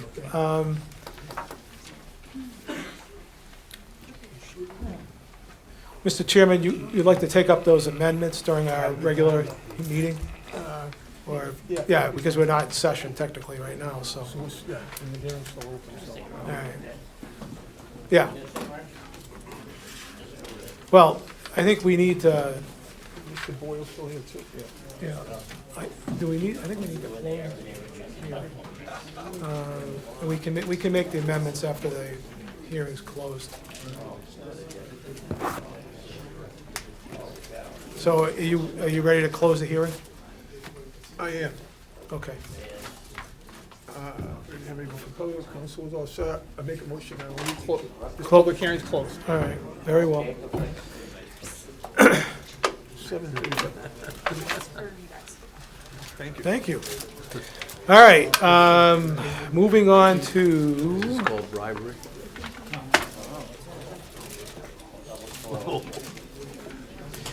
15-25, Mr. Chairman. You ready on that? That's a public hearing that you need to open on 15-25. Give me 1 second.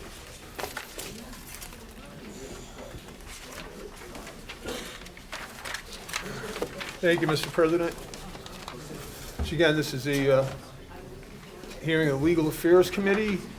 Petition 15-25 is Elizabeth Wood, on behalf of the Planning Board, requests to amend the zoning ordinance pertaining to MU2 zoning. There's a letter that was submitted. I'll read into the record, dated December 3rd, 2024. Attention City Council, on 12/2/2024, the Planning Board voted 7-0 to close the hearing for petition 15-25. Petition to council for zoning amendment pertaining to MU2 zoning district. On 12/2/24, the Planning Board voted 7-0 to defer voting on the recommendation to City Council for petition 1525 until their 12/16/24 meeting. It is anticipated that the board will have a recommendation for City Council after the 12/16/24 meeting. I will follow up with correspondence to the council promptly after that meeting. Regards, Elizabeth Wood, AICP Planning Director. So in light of that, Mr. President, I'm going to, this is a public hearing, so I'm going to go to members of my committee, of course, but I'll be obviously Looking for referring to further time. Councilor Tarsi, do you have anything related to 1525 comments? Not at this time, no. Councilor Pauline Cormier? I would agree to further time. Members of the council? So the request will be to continue the public hearing and further time the petition? Yes. All right, very well. We'll now conduct the public forum. The public forum is an opportunity for any member of the audience to speak on a matter specifically listed on the council agenda. Speakers will be asked to come to the microphone and state their formal name and address, along with identifying the specific items they wish to address. Each speaker is respectfully asked to keep their comments within a 2-minute time frame. The council will not be responding or answering any questions. However, at the discretion of the council president, clarification may be given. Is any member, no one has signed up for the public forum, but is there any member of the public that wishes to address the city council on an agenda item this evening? And for a second time, is there any member of the public that wishes to address the city council on an agenda item this evening? And a third and final time, is there any member of the public that wishes to address the city council on an agenda item? Seeing none, I declare the public forum closed. Moving on to communications from the mayor. We have none. Moving on to petitions, first time on the agenda. Thank you, Mr. President. Petition 20, sorry. I jumped the gun on you, man. You're taking her work away from her. That's all right. Union Square Realty Trust, James Exares, trustee, 507 Lancaster Street, Leominster, Mass. Request the city council amend the current zoning of 493, 497, 501, and 507 Lancaster Street from MU1 to Business B. 23-25 is referred to the chairman of legal affairs. First time in the calendar, Mr. President. Regular course with a referral to the planning department. All right, 23-25 has been given regular course with a referral to the planning board. And we'll take that up at our next meeting.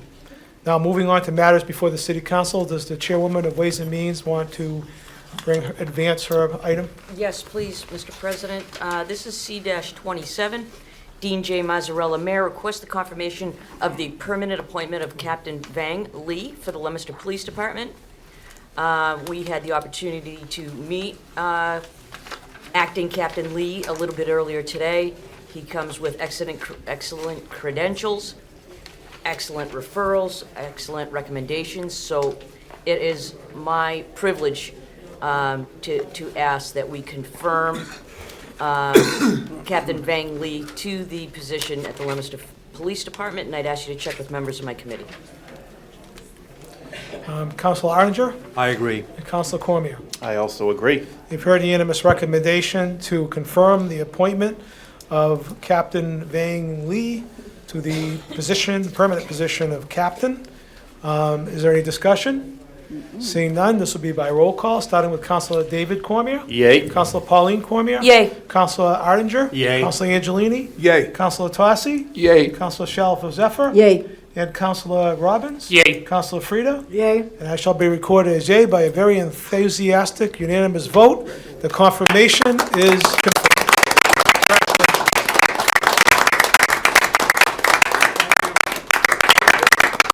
I wish the captain and the department the best of luck, and come see us again soon sometime.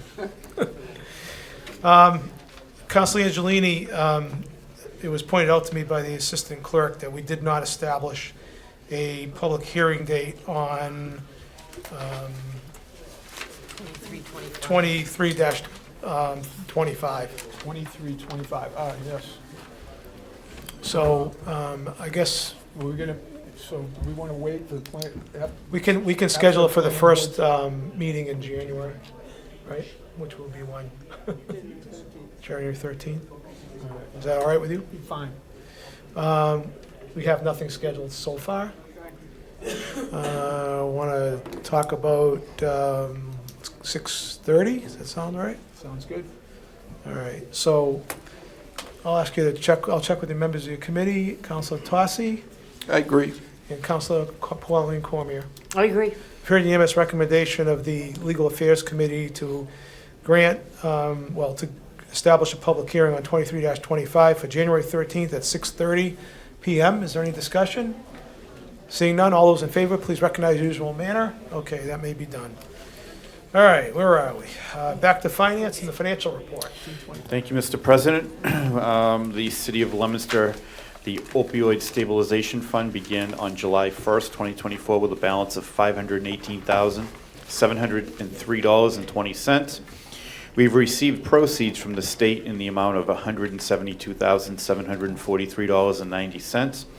And pending C-26, which is on our agenda for a vote tonight for $68,000 for a clinician. If that is approved, we will end up with a balance of $623,447.10. The City of Leominster's capitalization stabilization fund began and still has a balance. There's been no activity since July 1. The balance is $2,193,191.62. And the City of Leominster's stabilization fund began on July 1st with a balance of $22,927,553.81. We've earned in interest $252,135.78. And we have spent $779,935.45, which leaves a balance of $22,399,754.14, and that is the financial report. Thank you. Any questions? Seeing none, we'll move on to C-25. Is the chairman ready to report? I am abstaining. I have an immediate family member on the fire department, so I need to abstain from C-25. So noted. Is the chairwoman ready to report? Yes, Mr. President. C-25, Dean J. Mazzarella, Mayor, requests that an appropriation of $250,000 be made to the fire department overtime account, the same to be transferred from the stabilization fund. This is for their regular coverage. There's been additional work needed, additional time for some of the events that have gone on within the city. So it'd be my position to grant the $250,000, and I'd ask you to check with the third member of finance. Councilor Angelini? Yes, I'm in agreement. This is something we do quite often. It's long-term military activation and drills, so on and so forth. So I will make it a unanimous two-member recommendation. Very well, you heard the unanimous recommendation of the Finance Committee to grant C-25. Is there any further discussion? Seeing none, all those in favor of granting C-25, please recognize usual manner. It passes by a vote of 8-0 with one abstention. Does the chairwoman have an order? I do, Mr. President. Order that the sum of $250,000 be made to the fire department overtime account, the same to be transferred from the stabilization fund. Move for the adoption of the order. You've heard the request to adopt the order. Is there any further discussion? Seeing none, all those in favor of adopting the order, please indicate by saying yea. Yea. Anyone opposed? The order is adopted by a vote of 8-0. We'll welcome back our Finance Chair to take up C-26. C-26, Dean J. Mazzarella Mayor requests an appropriation of $68,000 be made to the Police Department salary and wages account, the same amount to be transferred from the opioid stabilization fund. This is, as I just explained during the financial report a minute ago, this is for the hiring of a clinician. I did have a conversation today. I thought one of the questions that might be asked is, you know, what happens with this position someday, you know, when this, and if the opioid stabilization, the opioid money, you know, dries up. And I was told that this is a 3-year contract for this position, this person that holds this position, so they will get the position with that understanding, and there is no, you know, guarantee beyond that. That's what this money is for, and it would be my recommendation that we grant C-26, and I'd ask that you check with members of my committee. Councilor Pauline Cormier? I agree. Councilor Angelini? And I'll make it unanimous once again, Mr. President. Thank you. You've heard the unanimous recommendation of the Finance Committee to grant C-26. Is there any further discussion? Seeing none, all those in favor of granting C-26, please recognize the usual manner. Anyone opposed? By a vote of 9-0, C-26 has been granted. Does the chairman have an order? Yes, Mr. President, order that the sum of $68,000 be made to the Police Department salary and wages account, the same amount to be transferred from the opioid stabilization fund. Move for the adoption of the order. You've heard the request to adopt the order. Is there any further discussion? Seeing none, all those in favor of adopting the order, please indicate by saying yea. Yea. Anybody opposed? The order is adopted by a vote of 9-0. Thank you very much, Mr. Chairman. Moving on to legal affairs and 16-25. The chairman ready to report. Yeah, Mr. President, thank you. 1625, Montechusett Regional Planning Commission, Glenn Eaton, Executive Director, request to amend the Leominster zoning ordinance and map to create the multifamily overlay district in accordance with the MBTA Communities Act. We conducted a joint hearing this evening with the Planning Board. We heard from members of the public. We heard from the council. Mr. Boyle, our consultant, I thought did a wonderful job, made a great presentation. I don't know if he's still here somewhere. He's out in the hall. Oh, right. But the latest revisions to the ordinance, the draft ordinance. So as Mr. Boyle indicated during the public hearing, we have two sort of minor housekeeping revisions or amendments that we need to accomplish. That's correct. And the first one, as Mr. Boyle had mentioned, deals with the definition of family unit. Originally, the language read, family, an individual residing in one dwelling unit or a group of persons related by marriage, blood, and/or adoption, residing together as a common household in one dwelling unit, or a group of unrelated individuals not to exceed 4 residing cooperatively as a common household in one dwelling unit. The new definition, the one I'm looking for motion on after I read it, will be family, an individual residing in one dwelling unit or group of persons related by marriage, blood, and/or adoption, residing together as a common household in one dwelling unit, or a group of unrelated individuals residing cooperatively as common household in one dwelling unit in compliance with all applicable state, building, health, and sanitary regulations. Does somebody want to make the motion to amend that? Councilor Shalfo Zephyr, do I have a second? Councilor Pauline Cormier. Do I have any discussion on the amendment? Councilor Frida? Not really a discussion, but who's gonna enforce that? Who's gonna know how many people are in that house? I mean, it's not gonna be done. I do appraisals, I'll tell you, I've walked in houses that there are 10 people living there. I mean, you're not gonna change it. But We have I that. understand we have to change the The language. state didn't want that's the language they wanted us to use, so. Thank you, Councilor, again. for the comment. Anybody else? Okay, seeing none, all those in favor of the amendment, please indicate in the usual manner. Anyone opposed? By a vote of 9-0, Amendment 1 has been accomplished. I guess we have Amendment 2, right? Amendment 2, Mr. President, correct, would be found on page 6 of the document with the 2 red line changes on it that everyone received this afternoon, including myself. Down at the bottom of the page, 33A.9.3.2 addresses the concerns that the Executive Office of Housing and Livable Communities had regarding a separate and distinct site plan approval process for this MBTA's Communities Act. So Mr. Boyle had addressed that. It's 33A.9.3.2. In no event shall the site plan review standards for a by right residential development in the MFOD be interpreted subjectively or in contravention of existing case law at the time of the adoption of the amendment, and as it is revised from time to time. So that would be an addition. That's not a replacement language. That's an addition to the original text of the document. So I'd be looking for a motion there as well. Councilor Pauline Cormier, Councilor Robbins, I saw your hand, seconded. Any discussion? Councilor Frida? Yeah, just to point out, this is another perfect example, and it's not your fault necessarily, but this is from Joe Boyle directly to you at 3:15 today. I mean, this is something that should have come to the entire council if we were gonna have this discussion tonight. Did I get it at 3:15? I think everybody, I asked, did you distribute it to the council? I did. All right. Yeah, by email? It came up, it was late. Yeah, it came at 3:17 today. How are we gonna get it by tonight? I'm not saying you, I'm just saying it should have been sent to the full council, not to one person.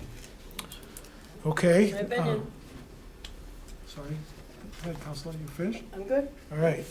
Any other comments, questions? All right. Seeing none, all those in favor of adopting that amendment, please indicate in the usual manner. By a vote of 9-0, that amendment is adopted as well. Okay. Now, the main discussion, Councilor. You have a report on the... Well, as I said earlier, we conducted our joint public hearing with the planning board. The planning board voted favorably to recommend approval or adoption of this ordinance.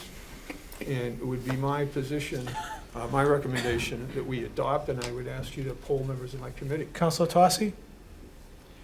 I agree. Councilor Pauline Cormier? I agree.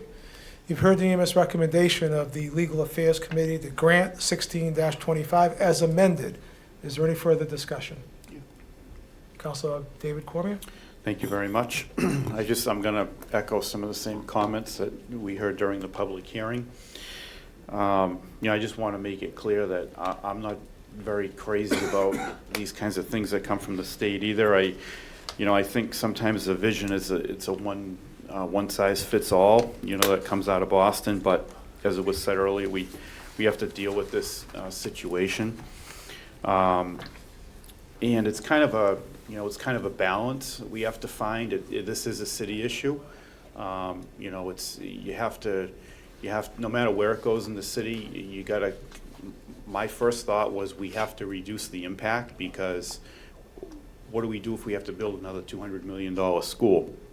So, I think that this plan that, they came up with, it fulfills our requirement, but it reduces the impact to the city of Leominster as much as we can.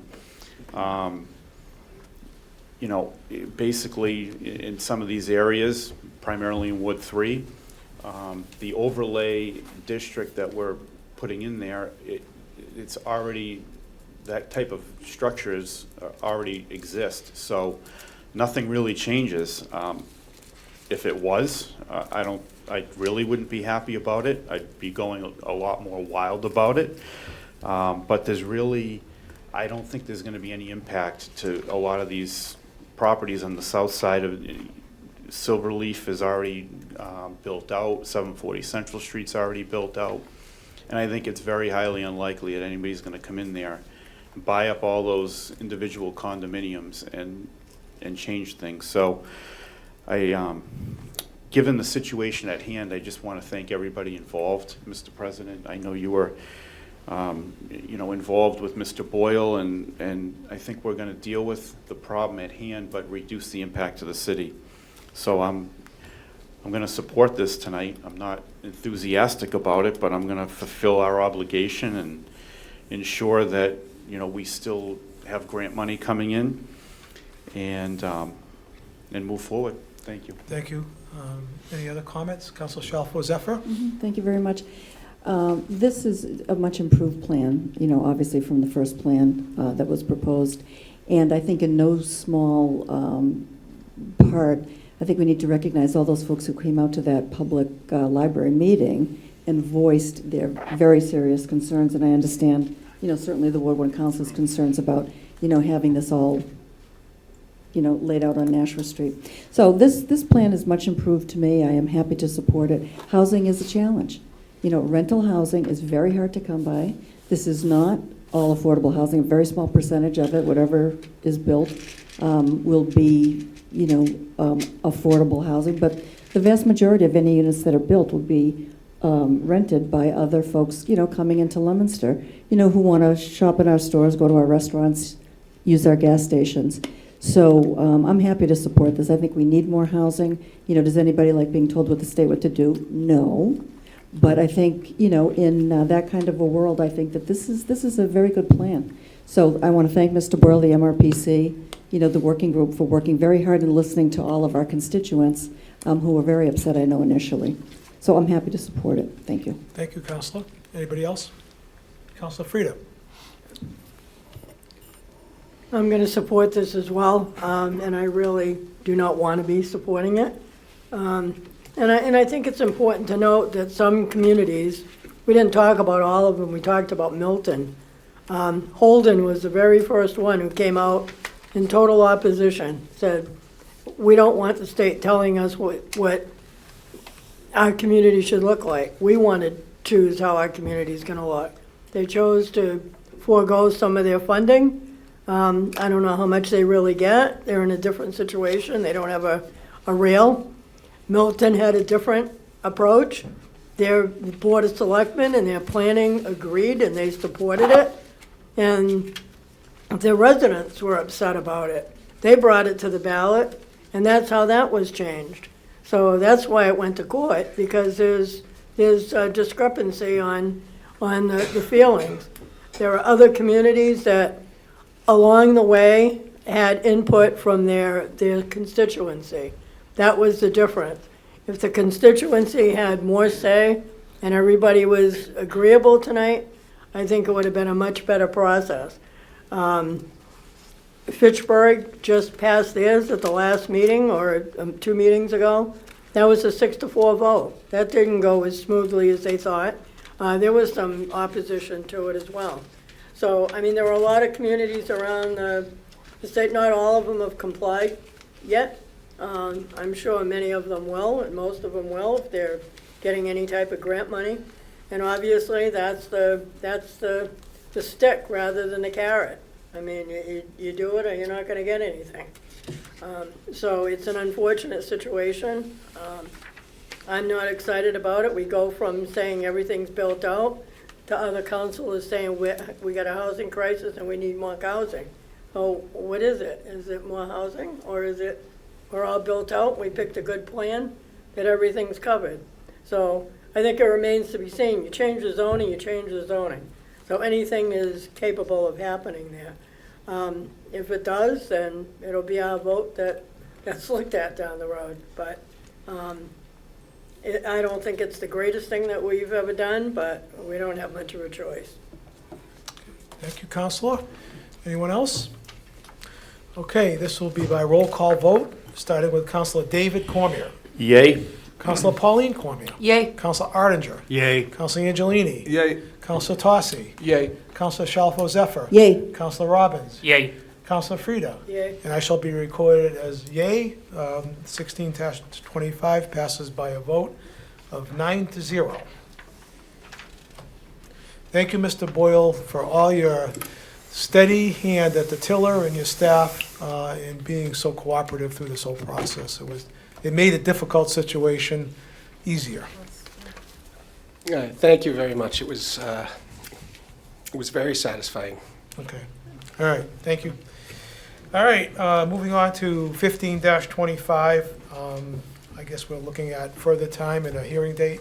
We are indeed, Mr. President. We read I'm the going to letter and suggest directed it. January 13th at 6:10 for that. 1/13/25 at 6:10. That's okay with you? That sounds wonderful. And further time, right? Yes. Councilor Tossi, okay with that? I agree. Councilor Pauline Cormier? I agree. You've heard the EMS recommendation of the Legal Affairs Committee to give 15-25 further time and to establish a public hearing, or a continued public hearing on January 13th at 6:10. Is there any discussion? Seeing none, all those in favor of further time and establishing that hearing date, please indicate in the usual manner. Okay, that may be done by a vote of 9-0. Moving on to new business and first reading of an ordinance, 17-25. Thank you, Mr. President.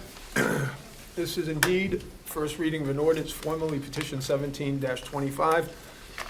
In the year 2024, an ordinance be it ordained by the City Council of the City of Leominster as follows, amending Chapter 13 of the revised ordinances entitled Motor Vehicles and Traffic. Chapter 13, Section 13-44 of the revised ordinances entitled Same between 8 a.m. and 6 p.m. is hereby amended by deleting the following text. Lancaster Street, north side, from in front of 488 Lancaster Street to and including the front of 508 Lancaster Street. Mr. President, it would be my recommendation that we adopt the first reading of this ordinance, and I would ask you to poll members of my committee. Sure. Councilor Tossi? I agree. Councilor Pauline Cormier? I agree. You've heard the unanimous recommendation of the Legal Affairs Committee to adopt the first reading of 17-25. Is there any discussion? Seeing none, this will be by roll call. Councilor Cormier? Yay. Councilor Pauline Cormier? Yay. Councilor Arndinger? Yay. Councilor Angelini? Yay. Councilor Tossi? Yay. Councilor Shalfo Zephyr? Yay. Councilor Robbins? Yay. Councilor Frida? Yay. That should be recorded as yay. First reading is adopted by a vote of 9-0. Moving on to 18-25. Thank you, Mr. President. 18-25, again, is the first reading of an ordinance. The City of Leominster in the year 2024, an ordinance, be it ordained by the City Council of the City of Leominster as follows, amending Chapter 13 of the revised ordinances entitled Motor Vehicles and Traffic. Chapter 13, Section 13-47 of the revised ordinances entitled Same at All Times Except Sunday is hereby amended by deleting the following text. No person shall park a vehicle on the east side of Lancaster Street from Viscaloid Avenue South to Howard Street. That says Horde Street, it should read Howard. For any longer than 2 hours on the day except Sunday. I don't know if I should change that to Howard. It's a Scrivener's error. I don't think we have to amend it unless anybody feels like we need That's to. right, that's right, we passed that. Yeah. She can amend it now. It'll get corrected by the next Yeah. reading, I'm sure. All right, it would be my recommendation that we adopt 1825, and I would ask you to poll members of my committee. Yes, Counselor Tossy. I agree. Counselor Pauline Cormier. I agree. You've heard the unanimous recommendation of the Legal Affairs Committee to adopt the first reading of 18-25. Is there any discussion? Seeing none, this will be by roll call. Signing Counselor David Cormier. Yay. Counselor Pauline Cormier. Yay. Counselor Arndinger. Yay. Counselor Angelini. Yay. Counselor Tossy. Yay. Counselor Shalfo Zephyr. Yay. Counselor Robbins. Yay. Counselor Frida. Yay. Now should be recorded as yay. The first reading is adopted by a vote of 9-0. Moving on to 19-25. Mr. Chairman, you, This one has a little bit of A wrinkle to it. a little bit of wrinkle in it. So let me read it first. And okay. again, this is first reading of an ordinance formally petition 19-25, the city of Leominster in the year 2024. An ordinance, be it ordained that the city council of the city of Leominster as follows: amending chapter 13 of the revised ordinances entitled Motor Vehicles and Traffic, chapter 13, section 13-34 of the revised ordinances entitled No Parking on Certain Streets is hereby amended by inserting the following text: Lancaster Street, north side, from in front of 488 Lancaster Street to and including the front of 516 Lancaster Street. Mr. President, if you may recall that we had Sergeant Robichaud here at our last meeting, and there was several councilors that sort of reached out and asked if he could take another look at that spot and perhaps save one of those spaces for that business owner. I haven't heard from from Sergeant Robichaud, but he's always been extremely responsive, so I'll give him a call this week and see if I can get some clarity on that. Is he up? Oh. He's here. I don't know if you want to recess, if he's prepared to address that, or if you want to further time this. I was going to ask for further time if you're not prepared. Well, Well, let me go into recess. All right, so this one, I move to recess. Counselor Shalfo Zephyr, second. All in favor of recess? You got the floor, sir. Thanks for being around. Well, that worked out well.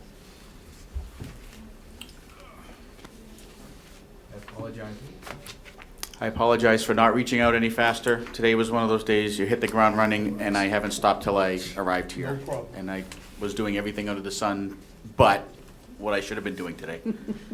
One thing I did get to do very, very quickly while I was on my way back from picking up lunch, as a matter of fact, was I did take some photos with my cruiser set up in front to simulate parking. So I don't know if you want to circulate this around. Sure.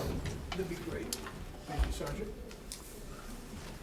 The first photo is as it currently sits with no vehicles, just the barriers and cones set up. Then the second and third photos are different images of where my cruiser would be parked closest to Viscaloid Ave. So if we gave them one spot closest to their driveway, in was legally 5 feet away from the driveway. Yep.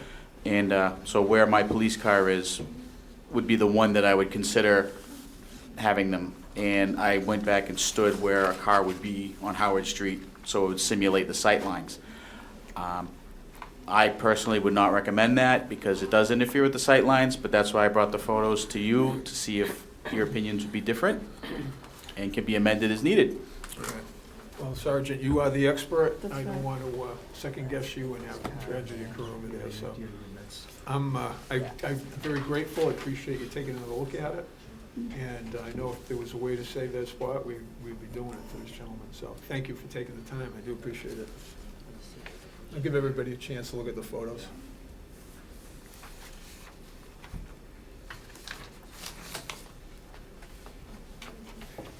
Does anybody else have any questions for the sergeant?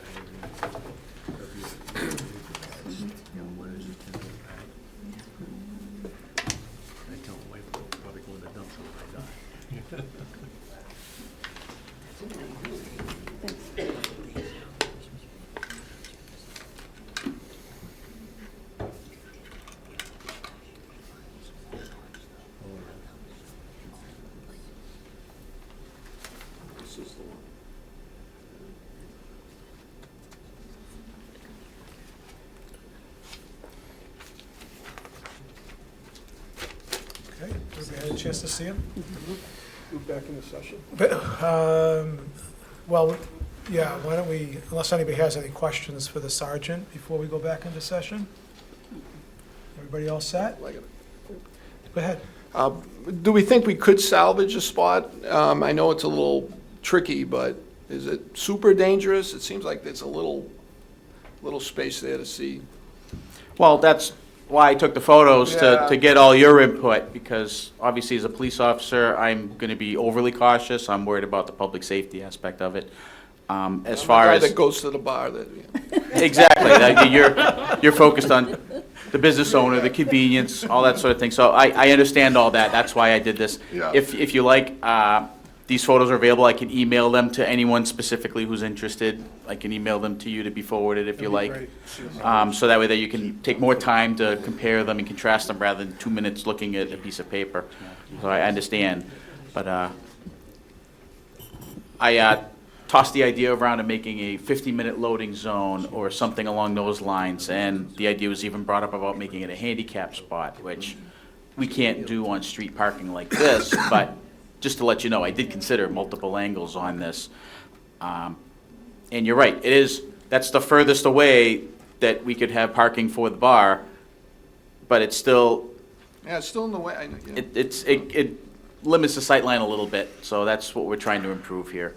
It's still a lot better than it used to be. Correct. Yeah. So I see how that could be a compromise. If that's what you intend, we can do that as well. That's, I'd let you all see.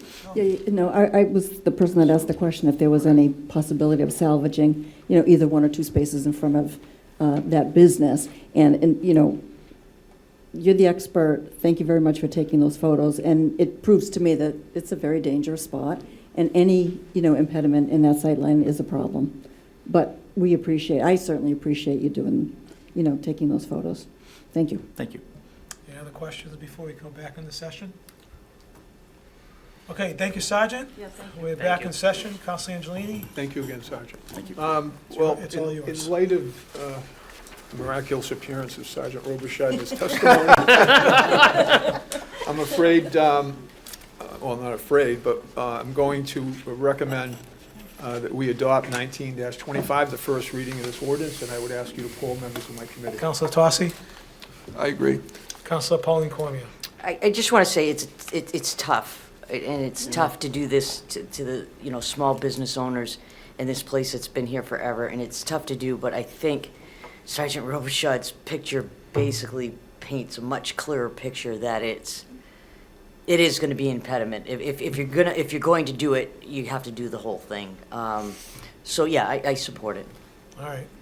Any further discussion?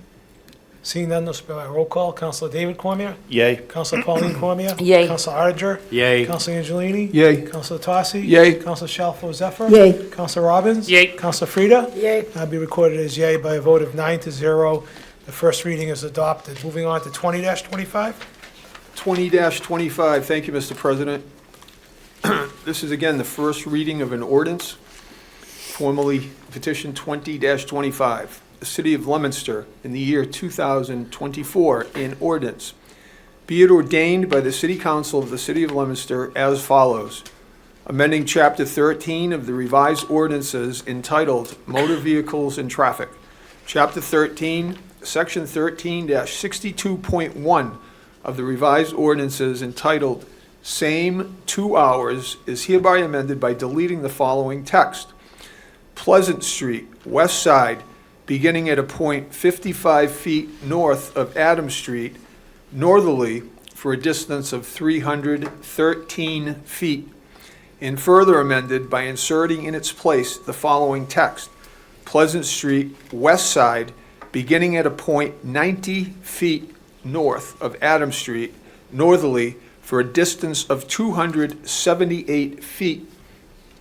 Mr. President, it will be my recommendation that we adopt the first reading of this ordinance, and I would ask you to poll members of my committee. Councilor Tosse? I agree. Councilor Pauline Cormier? I agree. You've heard the unanimous recommendation of Legal Affairs to adopt the first reading of 20-25. Is there any further discussion?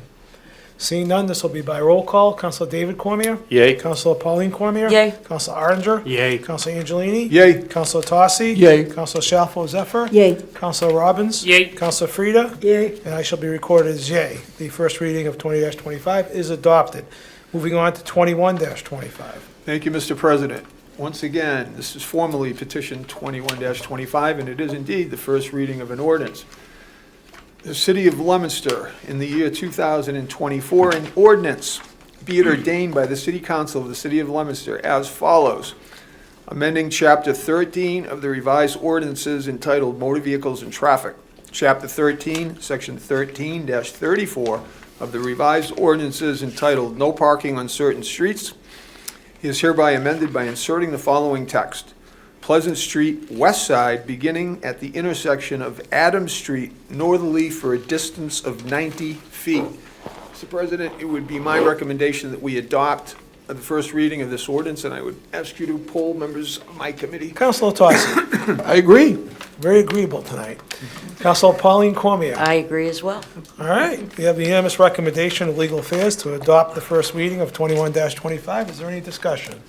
Seeing none, this will be by roll call, starting with Counselor Cormier. Yay. Counselor Pauline Cormier. Yay. Counselor Arndinger. Yay. Counselor Angelini. Yay. Counselor Tossi. Yay. Counselor Shalfo Zephyr. Yay. Counselor Robbins. Yay. Counselor Frida. Yay. I shall be recorded as yay by a vote of 9-0. 21-25 has been adopted. Moving on to the last one for the evening, 22-25. Thank you, Mr. President. This is first reading of an ordinance formally petition 22-25. City of Leominster, in the year 2024, an ordinance be it ordained by the City Council of the City of Leominster as follows. Amending Chapter 13, the revised ordinances entitled Motor Vehicles and Traffic. Chapter 13, Section 13-34 of the revised ordinances entitled No Parking on Certain Streets is hereby amended by inserting the following text. Pleasant Street, west side, from Adams Street to Pleasant Place. Mr. President, it would be my recommendation that we adopt the first reading of this ordinance, and I would ask you to poll members of my committee. I'm going to check with Counselor Tossi again. I agree. Very well. Counselor Pauline Cormier? I agree. You've heard the unanimous recommendation of the Legal Affairs Committee to adopt the first reading of 22-25. Is there any discussion? Seeing none, this will be by roll call. Counselor David Cormier? Yay. Counselor Pauline Cormier? Yay. Counselor Arndinger? Yay. Counselor Angelini? Yay. Counselor Tossi? Yay. Counselor Shalfo Zephyr? Yay. Counselor Robbins? Yay. Counselor Frida? Yay. I shall be recorded as yay. 22-25 is adopted by a vote of 9-0. Is there any old business? Counselor Shalfo Zephyr? Yep, this is a quick update on flood assistance. I've been in contact with the United Way because the United Way will be the receiving organization of the $500,000 that is coming from the state. We should have it already. It was supposed to be released before Thanksgiving, and it has not been released. But I have been assured by our state delegation that it is coming. So folks out there who are still waiting for flood assistance, it is coming. It's been delayed, I don't know why, but I'll keep haunting the United Way until I know that they have the money. Thank you for the update, Counselor. Counselor Frida? Yeah. Just a housekeeping note. The last meeting, I think we need to reconfirm Maria Jaffrion, and we also need to revote on the Go Farm petition, because we never went back into session after we went into recess. All right, so what was the issue with the Joffrey confirmation? It was just confirming her appointment to the Disability Commission, I think. Yeah. Didn't we vote on that? I thought we voted on it. Well, we didn't go back in. Into session? We were in session. No, we went did into recess to We went into interview recess her. and interviewed her, yes. And we never went back into session. All right, so does the Ways and Means Committee want to reintroduce the confirmation? I would ask that we vote to confirm Ms. Jaffrion to the Disability Commission. We interviewed her on the last meeting. Okay. Counselor Ottinger? I agree. Counselor David Cormier? I agree. All right. Any discussion? All right. Right now, unless I'm mistaken, we are in session, right? Okay. By roll call, Counselor David Cormier? Yay. Counselor Pauline Cormier? Yay. Counselor Ottinger? Yay. Counselor Angelini? Yay. Counselor Tossi? Yay. Counselor Shalfo Zephyr? Yay. Counselor Robbins? Yay. Counselor Frida? Yeah. I should be recorded as yay, so that's That's And then the other, I ratified. forgot the petition number, but it was the Goes Farm, my petition, the Goes Farm petition. I think we gave it leave to withdraw. We did. We did. And you want to revote So that? I think we have to revote that too. All right, that was Council Shalfo Zephyr's committee. Right, exactly. Do you want to, you want to re-recommend leave to withdraw without prejudice? Yep. All right, I can find the item number for you if you want. It is 1125. It is. 1125. Do you want me to read it? Yeah, Okay. you should. Yep. This is petition 11-25, Claire Frieda, Councilor at Large. Request on behalf of Paul and Lisa Gove of Gove Farm, establish a 25 or 30 mile per hour speed zone on Mechanic Street from the bridge at Johnny Road Park to the Lancaster Town Line. Speed to be determined by the Leominster Traffic Department within the Police Department. We had multiple public hearings on this. This is a Public Safety and Traffic Committee petition, and the recommendation was to close the public hearing and to give the petition leave to withdraw. All right, Councilor Angelini, I will, support leave to withdraw, I'm in favor of that. and Councilor Frida. Yeah. All right, so EMS recommendation is to give 11-25 leave to withdraw without prejudice. Any discussion? All those in favor, please recognize your usual manner. All right, that's ratified. We're back to old business. Anything else? Councilor Frida. Yep. The Public Safety Subcommittee meeting, October 28th, 2024. The minutes, I had a correction on them, and I sent them to the clerk. They went to everyone regarding Councilor Angelini as the clerk. They need to be corrected because it states it's a Public Safety Subcommittee, and then it talks about the public hearing. So it's mixing up the two because we did have a public hearing right after the Public Safety Subcommittee. So those need to be changed. Because if anybody looked at those, I mean, it's listed as a public hearing, called to order at 5:30. It was a subcommittee meeting. At 5:30. Then Okay. it was closed at, public hearing ended at 6:02. That's not what this is. They're mixed up. Okay, we can work on that. Thank you for bringing that to our attention. Anything else under old business? Anything under the community calendar? Councilor Robbins. I just have one thing. We've been talking about the Fallbrook building project, and there's a second public hearing on an update on the project and an ability to ask questions coming up on January 30th at 6:30 p.m. in the cafeteria at Fallbrook. If you haven't, tuned into where the project stands, I'd suggest going. The first one was really informative and gave a good update on where we're at so far. All right, thank you, and make a note to bring that up on the 13th at our I'll bring next it up meeting. again. Yep. Councilor Frida? Yep, I asked the clerk to send an invitation to everyone. I'm going to have a board meeting at Mount Wachusett Community College on Wednesday morning. And after the meeting at 11, anybody's interested in touring the facility. It's beautiful, we put a lot of money into it. It's a beautiful facility, and it's a real asset to the city. So with free college and workforce development today, it's important to our community, so anybody that would like to come, it's 10 o'clock. Well, Administration. thank you for bringing for the invitation and bringing it to our attention. Anybody else have anything for the community calendar? If not, I want to take a motion to adjourn. Councilor Shalfo Zephyr is quick draw McGuire, and Councilor Robbins, all in favor? Okay, we are adjourned. Thank you very much for all your hard efforts. The Leominster City Council meeting is funded in part by DeCarolis Insurance Agency at www.decarolisinsuranceagency.com and by Avidia Bank at www.avidiabank.com.